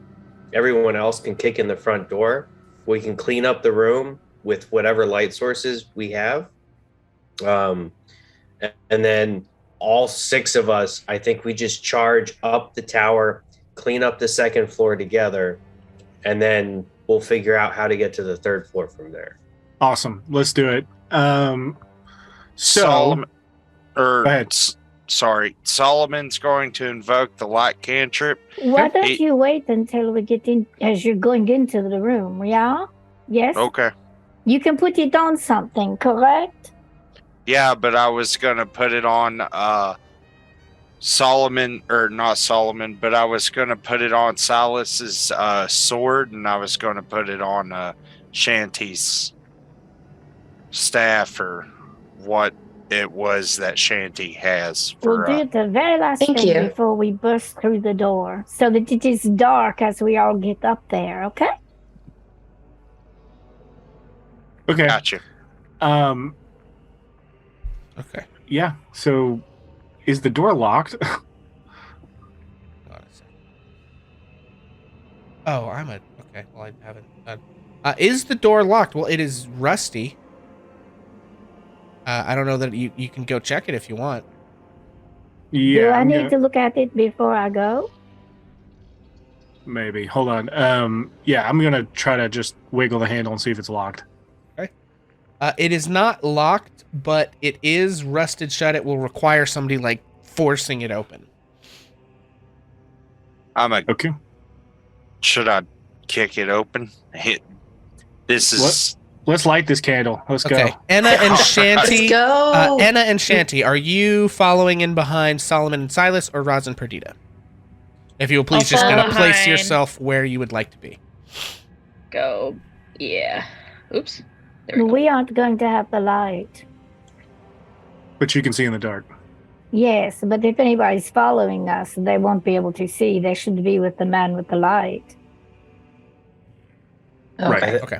I think it is only us, Perdita. I believe so, Roz. I could not be with anyone with whom I felt more secure. Roz is going to chug the potion that you gave her. Okay. And Aw. Silas is going to go ahead and start his blade song. Okay. Solomon's gonna kick the door down with Okay. whatever check.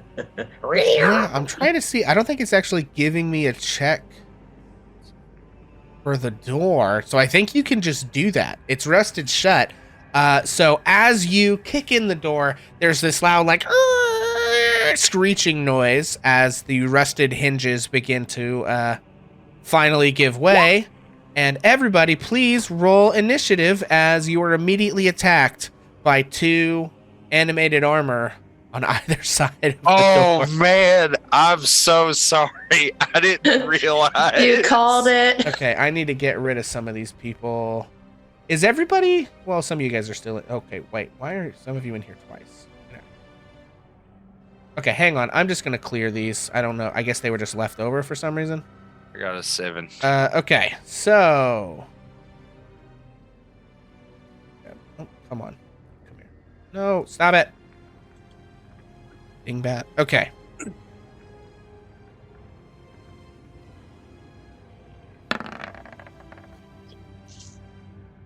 knew Okay, that and was then gonna I'm going to add. And I think Perdita still has a bardic inspiration. Okay, Silas, what'd you get? A 9. Okay, Enna, what'd you get? A 14. Okay, Solomon, what'd you get? 7. Okay, Shanty, what'd you get? 10. And Roz 19. and Perdita, All right. 11. 11. Okay, I'm gonna say you guys. I know you were kind of prepared for something. I am gonna say you are surprised by this because animated armor is indistinguishable from regular armor until it attacks. So I do think that it has the drop on you here.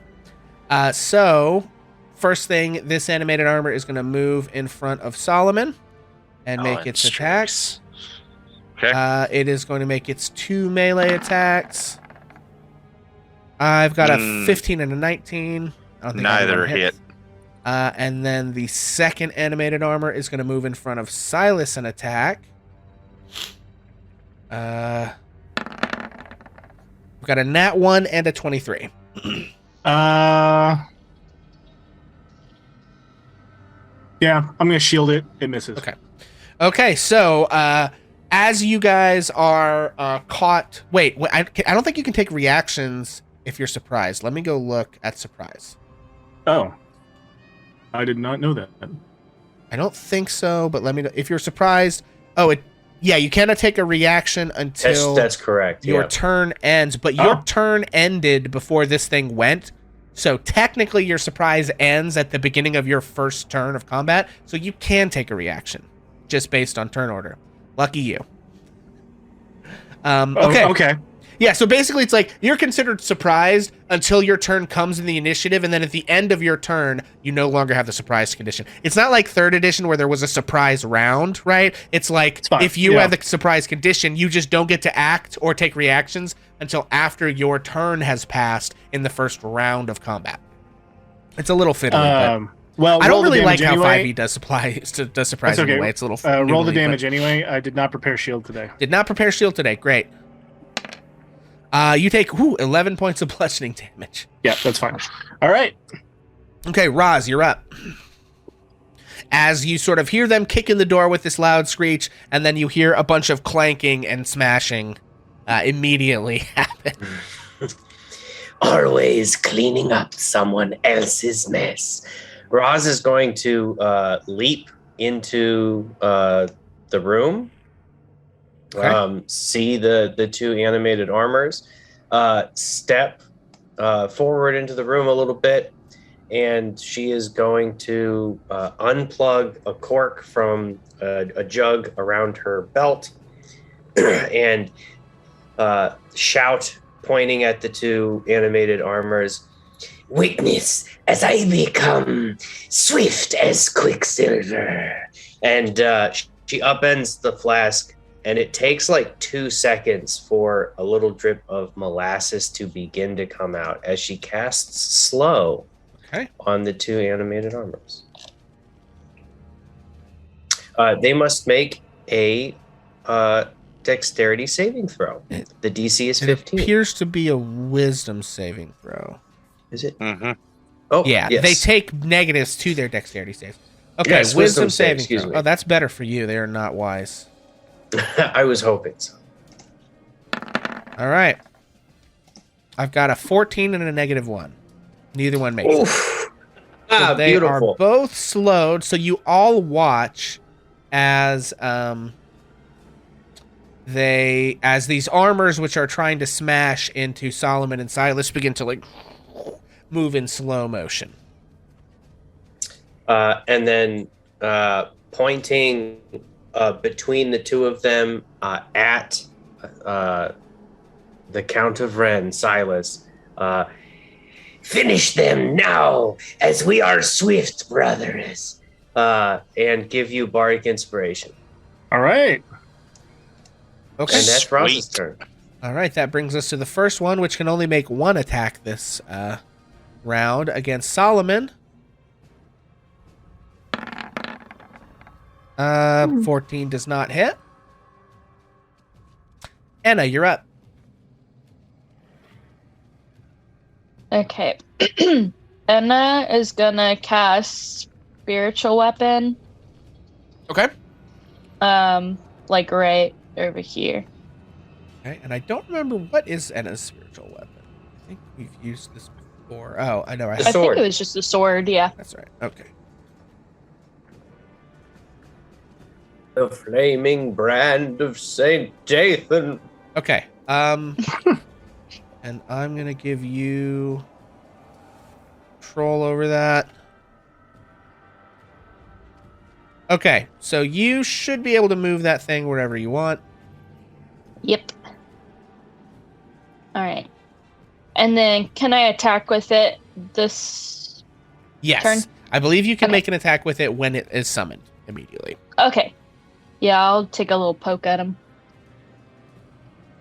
Let's take a look at these guys. 17 hits because their AC has been reduced by 2 thanks to Yay. slow. Cool. Otherwise, it would not have hit. So, you can go ahead and roll damage. Alright. My spell has become so potent. I have sped up everyone. 11. 11 force damage. Nice. Let's take a look at these characters. Yeah. Okay, yeah. Very good. Oh, excuse me. Okay, yeah, so you land a solid hit with your spiritual weapon. That is your bonus action. Anything else you'd like to do?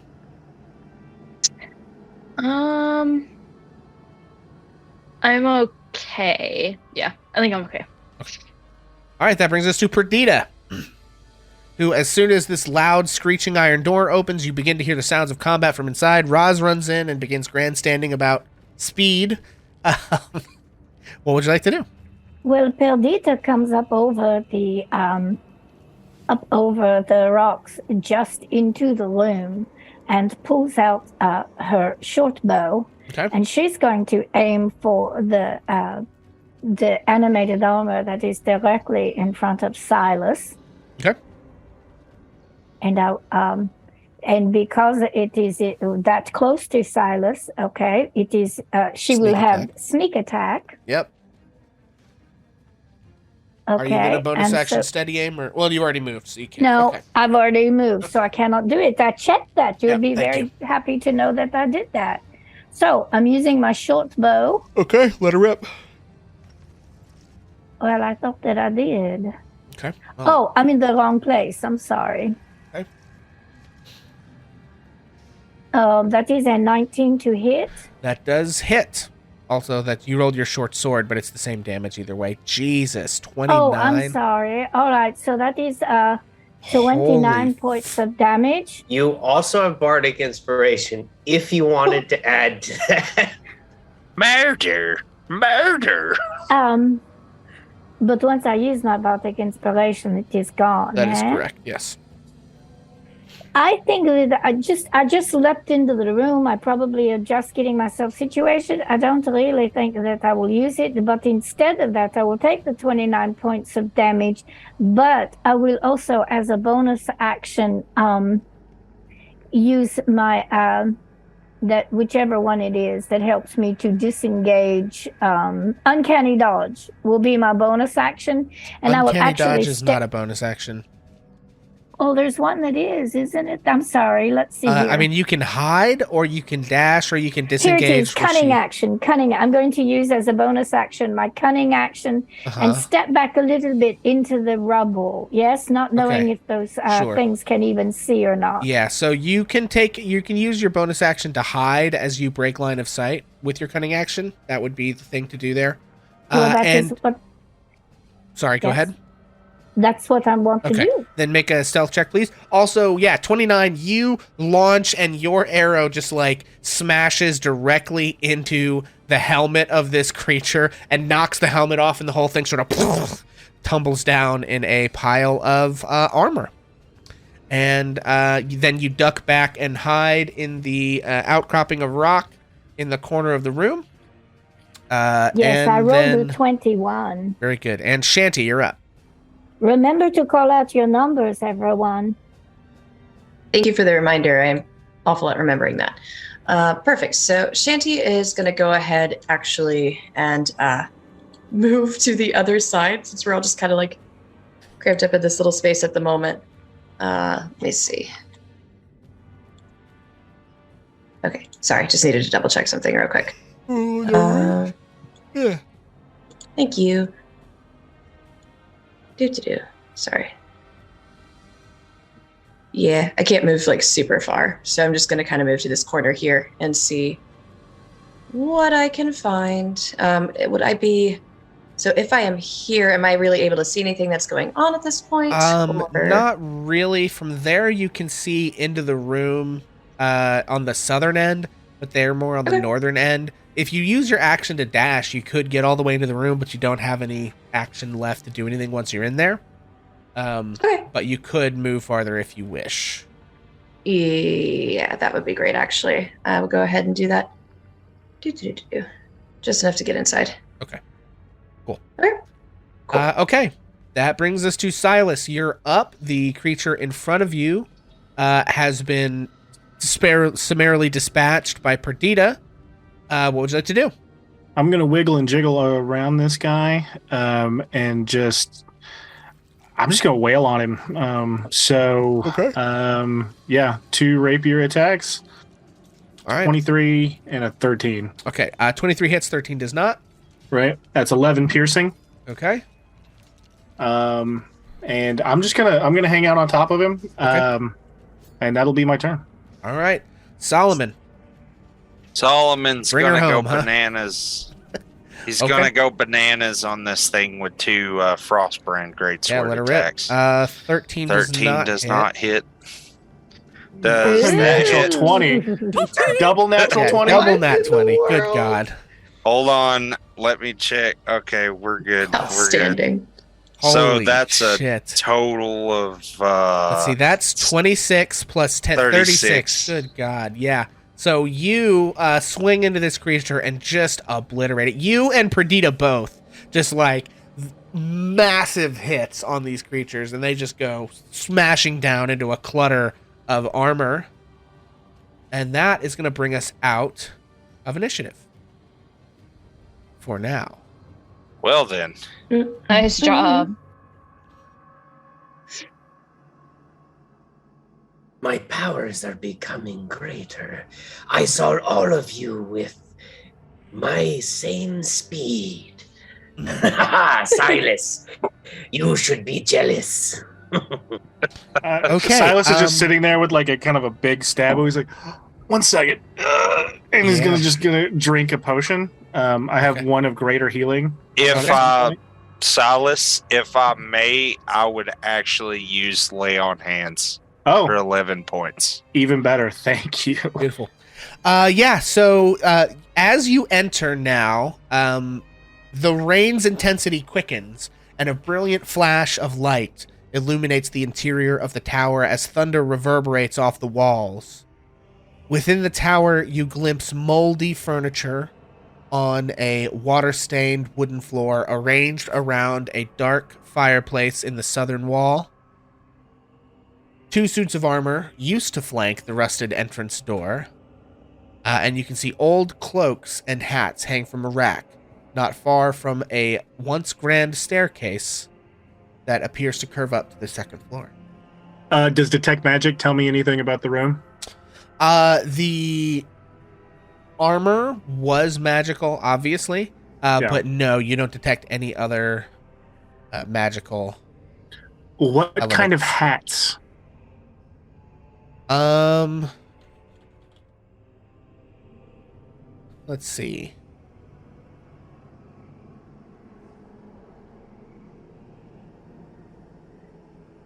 You see a cabbie cap woven from green straw.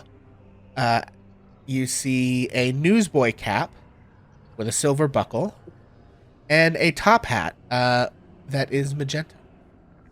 Anything magical about the top hat? No. I will put on the top other hat. than just how hot it is. It's a beautiful hat. I'm taking that hat. Can Solomon do a perception check on the room? Sure. Yeah, go for it. Does the 19 tell me anything? Yeah, you scan the room. You don't detect any further threats or anything that looks like no secret doors, no, hidden walls. Just it kind of is as it appears. Some furniture, 2 dead suits of armor, and a staircase. Okay, another question. Did I burn up all my divine sense on that one occasion? Roll me a d6, and that's how many divine senses you used. Because it is sort of stretched out in time, too. 2. So there you go. So I have 3 left. Yes. May I use it for this room, 60 feet? Sure. Okay, so... put it that's in me chat, too. because I need to know. Okay. It should Some go through stuff about walls. Yeah, but I It think it's does. like a certain thickness of stone, right? Let's see. You might be thinking of Detect Magic. That is not behind total cover. Ahaha, never mind. So, so yeah, you also in this area do not sense any more celestial fiends or undead. Okay. Here. Well, Roz pats her tummy and noticing that her belt is a little tighter than it's supposed to be. Looks at the stairs. Does a quick eye sort of gauge on her waist and the width of the staircase. We will only be able to go up one at a time. Speak for yourself. We should decide our order. Perdita has already raced to the foot of the stairs. And she is That is looking up. that's the wrong side. This would be the top of the stairs. This is the foot of the stairs. Oh, well, you should have said. All right, well, I sprinted across the room to the foot of the stairs. Okay. And I am prepared yeah. to go up, and I have my short sword in my hand. Yes, that is the Tabaxi spirit. And Roz is going to unsheath her scimitar. Come. This is a hit. Okay. Rose's tail wraps up over her backside in a very unusual motion, but it is now being carefully held aloft so that no one will step on her tail. Okay. What else? Chanterelle's gonna go ahead and follow Roz. Okay. And then let's see, spiritual weapon lasts for what? A minute? 10 minutes? Let me open this description here. It lasts for 1 minute. So I think by the time you get upstairs, after you guys have searched this room a little bit, unfortunately spiritual weapon is gonna fade, Enna, but you always can cast it again. Sounds good. Okay, so what is the marching order? Perdita, and then Roz, and then who? I can go Shanty. next. Oh, nope. Shanty is going Perdita, next. Roz, Shanty, bad. Silas. No, it's all good. I can go last. Okay, Enna, then Solomon. Okay, cool. All right, so you guys make your way up to the second floor. Wee. I'm gonna just put you here. Some of you guys are gonna be further down the stairs than this. Woo. The stairs aren't as long on the second floor as they are on the first, or like, you know, in the map, but it's fine.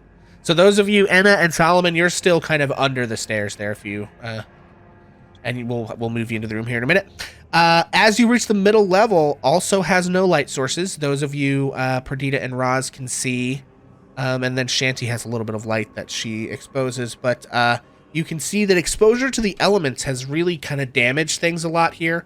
From the hole in the wall that is just past the landing, this is that right here, and you can see that there is another set of stairs ahead of you, and you can see that there is a kind of disgusting, like, moldy bed up against one wall, and nearby it is a old and tarnished chest. Does detect magic tell me anything? How far does your detect magic go? 30 feet. So I can at least see whatever's on this table. Yeah. But I think other you'll than need that- to all come into the room a little more. Well, what Perdita is going to do the minute she gets up there, she's going to move across to the other stairway and then beckon everyone in behind her because she doesn't have the ways to investigate the room. However, I would like to do a perception check just to see if anything moves as I walk across the room. And are we trying to be sneaky here? Do you want some stealth checks or? I can't imagine after we just knocked the hell out of 2 armor things That's that true. protection would be important. Did kick the door in too.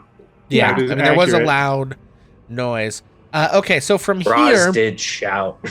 Can I Yeah. do a perception check or do I need what to? are you? So let me deal with Silas first because he kind of asked me first. Okay. Silas, detecting magic, you can tell 2 things. I think. Actually, hang on. Let me. Sneaky.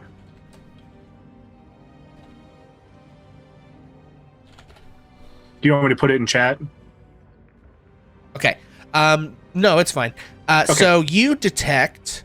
You said 30 feet or 60 feet? It's 30 feet. 30 feet. Yeah, that's close enough. Okay. You detect both magic around the treasure chest and around the blanket on the bed. Schools of magic? The treasure chest school of magic is evocation.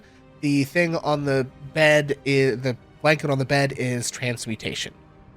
Okay, I'm going to turn to the group and be like, the chest probably explodes, and the blanket is probably, I don't know, it's dangerous somehow. Solomon's going to pull out a javelin Okay. and throw it at the bed.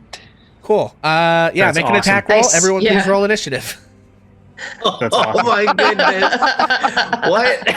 What's happening? Does a natural 27 hit? Yes, a natural 27 hits. Go ahead and roll damage. I can't initiative. I love that. Are there any ones? Okay, we're good. Okay, so you dealt 7 plus 6 piercing damage. That is what, 13? Yes. Okay. Yeah. So the blanket on the bed seems to writhe to life as you launch a javelin at it. And is everybody in the turn order? Am I missing anyone? Roz, Enna, Shanti, Perdita, Solomon, Silas. What is your initiative? I rolled a 21. Oh, nice. My first good one in fucking forever. Sorry. All right. Forever. We like it very great. much. And also, let's bring Charlie with us. He doesn't do anything for this combat necessarily, but he's certainly around, I'm sure. Okay, very good. Okay, so no one is surprised by this. Everybody knew everybody was here, basically. So, Silas, you are up. I have a question about... Is this a blanket? Yes. What? I mean, stats blocks wise, it's a rug of smothering. I'm not gonna. It's pretty clear Fair. what that is. It is animated in the same way that the armor is. What's your other question? Okay, well, knowing... Would this be considered a magic item? Yeah, sort of. It's a construct. Got it. I'm going to kind of whip around over here. I'm not activating the blade song yet. Okay. I'm going to pull the wand up, and you guys see kind of like these kind of arcane glyphs and equations start, and I'm going to cast Dispel Magic on the rug. Okay. What is your spell save DC? It is a 16. Okay. Ooh, 19 makes the save. Brutal. Mm. Dang. Yeah, so You you rolled a launch your 19. Dispel Magic, and you can see it sort of starts to get limp for a second and then sort of like straightens itself back out. Perdita. That's my turn. All right. Well, It was a good Perdita move. has It was a good moved move. This across- thing actually does specifically say what to do if it's targeted by Dispel Magic, which, for once, thank you, Wizards of the Coast, because I would have hated to have to figure out how to adjudicate that bullshit. So much appreciation. Sorry for interrupting. Perdita, carry on. That is all right. So Perdita had moved across to the other steps at the beginning of her turn, and Okay. she was trying to perceive if anything in the room was moving. So I Anything guess in that's this a moot- room or upstairs? No, this room. But I guess that's a moot point at this. Yeah, okay, sorry. So it was not moving. The only reason anyone knew it was there was because of the detect magic, but the bed itself, or the blanket itself, has false appearance. While it remains motionless, it is indistinguishable from a normal rug to anything other than detect magic, basically. So no, there would have been no way to know that was there outside of Silas's. All right. Well, spell. Perdita has her short bow in her hand. I think I had said that when I went up the stairs. Sure. So I'm going to attack the blanket with my short bow. Okay. And I can't do the steady aim because I had moved across the short room. So that is a 21 to hit. That will hit. There is no sneak attack. So there is only 10 points of piercing damage to Okay. the blanket. Damn, brutal. Yeah, this thing is immediately looking rough. You guys are... And I think that Perdita, tell me about these stairs. Are they open, and if I move up them, I can look down a little bit? Sure. Then I'm going to move up just a little bit more to kind of, so I have a good, I'm going to move a little bit more. Let me see. Yeah, I'm going to move there because I think that actually gets me. Yeah, that's good. That's what I want to do. So I Okay. move up the stairs a little bit. Okay. Yeah, I think I will wait on my Baltic Inspiration, because is that extra damage? So Roz's Bardic Inspiration can be used a few ways. It can be used to roll extra damage on a successful attack. It can also be used as a reaction, just like the shield spell, except you roll that d8 and you get that much additional armor class in an attempt to cancel out an attack. Okay, I'm inspired I'm just and I holding forgot to on do to that. it. At this point, I'm holding on to it. Okay. Okay. So yeah, you've done your 10 damage. This thing is beginning to look pretty rough. Solomon, what you got? I only see one way for this to go down, so Solomon's going to move his 30 feet. Okay. Clank, Alright. clank, clank as you charge across the room. Yeah, and I'm going to make 2 great sword attacks on this thing against my better judgment. Okay, let her rip. Does 26 hit? Sure does. That's a 1. I get to re-roll it. That's a D6. Okay. It's a 3, so 3 plus 3, 6 plus 4 is 10, so that's 11 damage plus 3 cold. Okay. That's 14. So Solomon charges in, and Snickersnack cuts this rug into pieces. This is our last resort. Rug of smothering, no breathing. Why? I'm so mad. Sorry. Okay. I didn't realize how that was going to go when I started it, but I stand by it. It couldn't have gone any other way. Just like okay, at the and starting point that, with Jabberwocky. sorry, anyone who didn't get to act in that combat, but that does take us out of initiative. All right. And you are in this room. The chest is still there. It has the evocation runes on it. As now that you're closer, the chest at the foot of the bed, which is right near you, Solomon, appears to have, like I said, runes on it, which Silas, your magic detects are from the evocation school. Yeah. And then Perdita's halfway up the stairs. I'm going to quickly say, Solomon, let's back off that for now. We can come back and get it later. I say we finish this tower and we can come get it afterwards. Yeah, Solomon slowly backs away from that chest. Because Okay. that is a bomb. All right. What is you guys' order heading up to the 3rd floor? I'd like to be close to the front. I can be behind Roz if Roz wants to go first. I don't care. Well, do Roz and Perdita want to attempt to climb out and in from the outside, or to do a pincer attack, or are we just going to all go straight in? I mean, I like that. One team from the bottom, one team from the top. And that is fine with me. I'm happy. The only reason I got up the stairs was just to have a view, to be able to see what was going on. Okay, who's on team power bottom? Nice. Who's on team sloppy top? Sounds good. All right. Okay, so Perdita and same as you did on the intro, Perdita and Roz are trying to go outside up the wall, and the rest of you guys are going up the stairs. Yeah, I think Solomon's gonna try and go first this time. If That's fine. If My that's comrade. yeah. Silas, Solomon, I'm right behind. Okay. Anna and Shanty, who's behind Silas?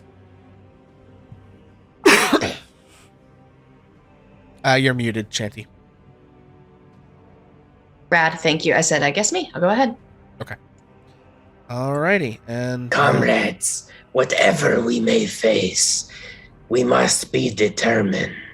Do not let any illusion hinder your progress. This, after all, is the first hit from the Castle Rend. All right. understood. okay, friends. So If you get any of that piss on my head, I will be so angry. It's good for my grip. Don't shake that at me.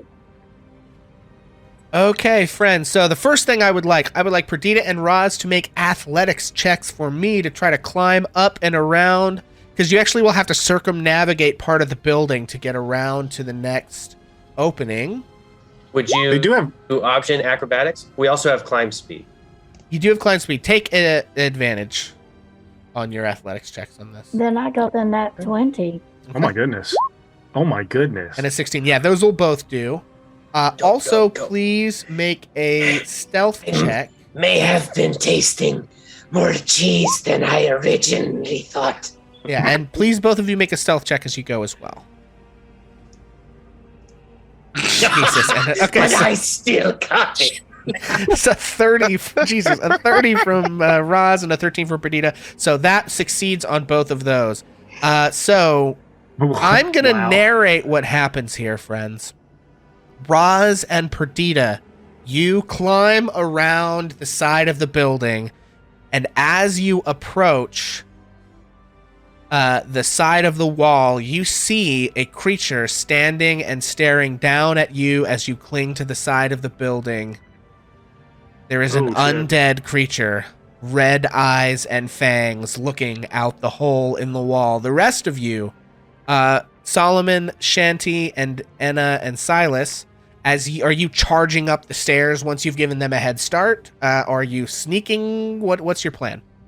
I think Solomon would probably like initiate combat as he comes upstairs if he sees anybody, to sort of pull the attention away from Roz and Perdita. Gotcha. Yeah. So it sounds like that's charging up the stairs to me. So we are gonna do this that way. So I am actually gonna again narrate what happens here. You all begin to charge up the stairs. Solomon, Silas, Shanty, and Enna. And you see, standing up in this room, there are 2 undead creatures with glowing red eyes and fangs, one of which is standing and staring over the ledge at Perdita and Roz. And in the corner of the room, behind a macabre group of strange instruments and arcane nonsense, is a woman. Let me get, I don't know if there's a description of this woman, or if hang on, stand by, friends. No, okay, there's not. Yeah, so you see, and actually I have a handout, so I guess I don't need it. Where are my NPC handouts?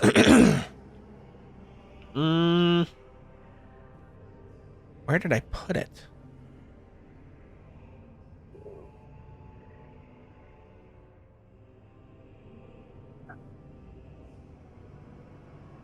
What the heck?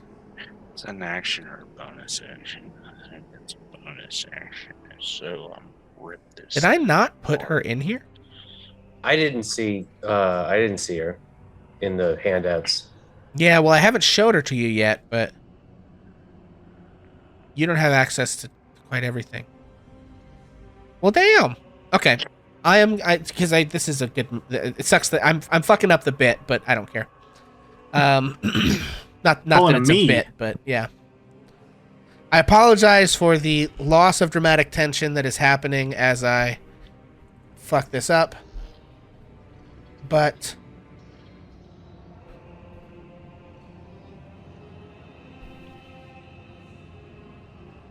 we are going to do it anyway. Handout. Bam. And we're going to here. Okay, there we go, friends. You see this woman, deathly pale, red eyes, in sort of green and black robes, face semi-desiccated, who is standing, obviously aware and ready for you. And I don't even think that words are exchanged. I think you can tell that she's in the process of preparing to cast spells. And you're in a slightly dire situation. I am actually going to go ahead and call the session there today, friends. On the cusp of this, because I think it's going to take longer than half an hour, and I don't want to stop in the middle. No, I think we can do it. I think we can do it. I hate to end early. I want to kill her. But you race up the stairs, and you see this necromancer and these 2 undead creatures at her beck and call in this room, which is, I guess I should describe it to you, right? You see shelves of alchemical supplies all over the walls. Fireball. The windows are shuttered, but rain blows in from the gap in the wall, which drenches this operating table. There is a withered corpse on the operating table, and the second table holds all these alchemical devices as these creatures lay in wait for you. Mechanically speaking, everybody knows everybody's here. So we're just going to roll initiative, and who gets to go first gets to go first. So, yeah, that's our session today, friends. I hate to end on a cliffhanger, but like I said, I really don't think we'll get through it in half an hour. So, I guess we can go ahead and roll these if you want. Oh, I thought that's what we were doing. Yeah, did it's too, fine. sorry. We can just let them ride until the next week. They'll maintain themselves. You want us to go ahead and roll initiative? If you want to, sure. Oh, baby. I mean, some people already have, so yes, please go ahead and roll initiative. All right. When you said roll initiative, I rolled. I'm Oh, sorry. that's okay. It's Pavlovian at this point. Yeah, I thought that's what you Exactly. wanted. No, it's fine. Okay, cool. Well, Honestly, he did this on purpose. Thank you, everybody. Thanks for watching and thanks for playing. And we're gonna do our usual signing off thing. If someone would please try to do me a favor and help us find somebody to go raid. I'm terrible at that. In the meantime, if we'll go around one more time real quick and just remind everybody who we are as people, where we can be found on the internet, and who we played tonight, starting with Bonus Mom. Hi, I'm Bonus Mom, and tonight I played Perdita, the Tabaxi Rogue, which is kind of like being a cat person. And I had a great time. I enjoyed it. And I just want to take this opportunity right here at the holidays to say that getting to do that with all of these people is one of the total, utter joys of my life. And it keeps me hoping to be young and doing this for years to come. So I not only thank the people that are playing tonight, but all the people I have gotten to play with over the years of Dungeons and Dragons, and all the people who are in this chat and every other chat watching us. Thank you so much for indulging me and allowing me to be a part of this community. Also, because I love D&D so much, Nerdy Teacher and I, she's an amazing dungeon master, we will be meeting together this Sunday at 4:30 p.m. and we are going to build a barbarian. So if you've enjoyed learning about how D&G is played by watching this, please come join us 4:30 on Sunday on Bonus Mom 70 on Twitch and find out how a barbarian is built. And happy holidays to all of you. And I hope to see you, if not before, then on Christmas Eve at our house, singing Christmas carols and hanging out on Bonus Mom's TikTok. Very good. Kyla. Hey, pals. I'm Kyla. Tonight I played Shanty, who's a Water Genasi druid and bard friend. And I can be found on the internet under the Kai2D2 handle on most places. And yeah, had a great time and hope everyone has a great holiday. Huzzah. Daniel. Hey guys, I'm Daniel. I appreciate being able to be here tonight to play with these fun folks. I played Solomon, Hits Like a Truck, and I can be found in the Bonus Mom Tavern under the name Astral Pineapple. Good night, Excellent. guys. Beast. Hey folks, I'm Beast. I played Hiskers, the Tabaxi Valor Bard. I'm so glad that you took the time to watch us. I just want to echo Bonus Mom sentiments. This is wonderful. You're wonderful. Thank you. Very good. Jesse. Dun, dun, dun, dun, dun, dun. We're here, infiltrating. We will make it to the top. We will beat the other person. It's just like Metal Gear Solid, except, more magic and shit. I'm Jesse. You can find me at Spectro Sofa I don't know, on YouTube. We just put out a video called Is This the Real Nudo? Talking about all the comments that I get asking if I'm actually Masashi Kishimoto and if I made the real Nudo. So please check that out when you can. And again, thank you for letting me be here. That link is in the chat, friends. Also, the bit was definitely improved by the fact that you kept winking in and out of existence. It was very infiltrative. Yeah. Stealth mode was engaging randomly. It was quite good. And Taylor. Hey everybody, I'm Taylor. I played Enna, and you can find me here playing Dungeons and Dragons with these wonderful people. And I hope everybody has a happy holiday. Hooray. And of course, I am Pixel. I've been your dungeon master this evening and your cruel narrative gatekeeper, preventing all of you from attaining whatever narrative satisfaction you were hoping to get out of this fight by putting it off for like 5 weeks. Unfortunately. However, you can also find me here when I do our other campaigns on the alternating Fridays, although I will say we are going to go dark for the next 2 weeks for the holidays, just because there's so much going on between Christmas and New Year's.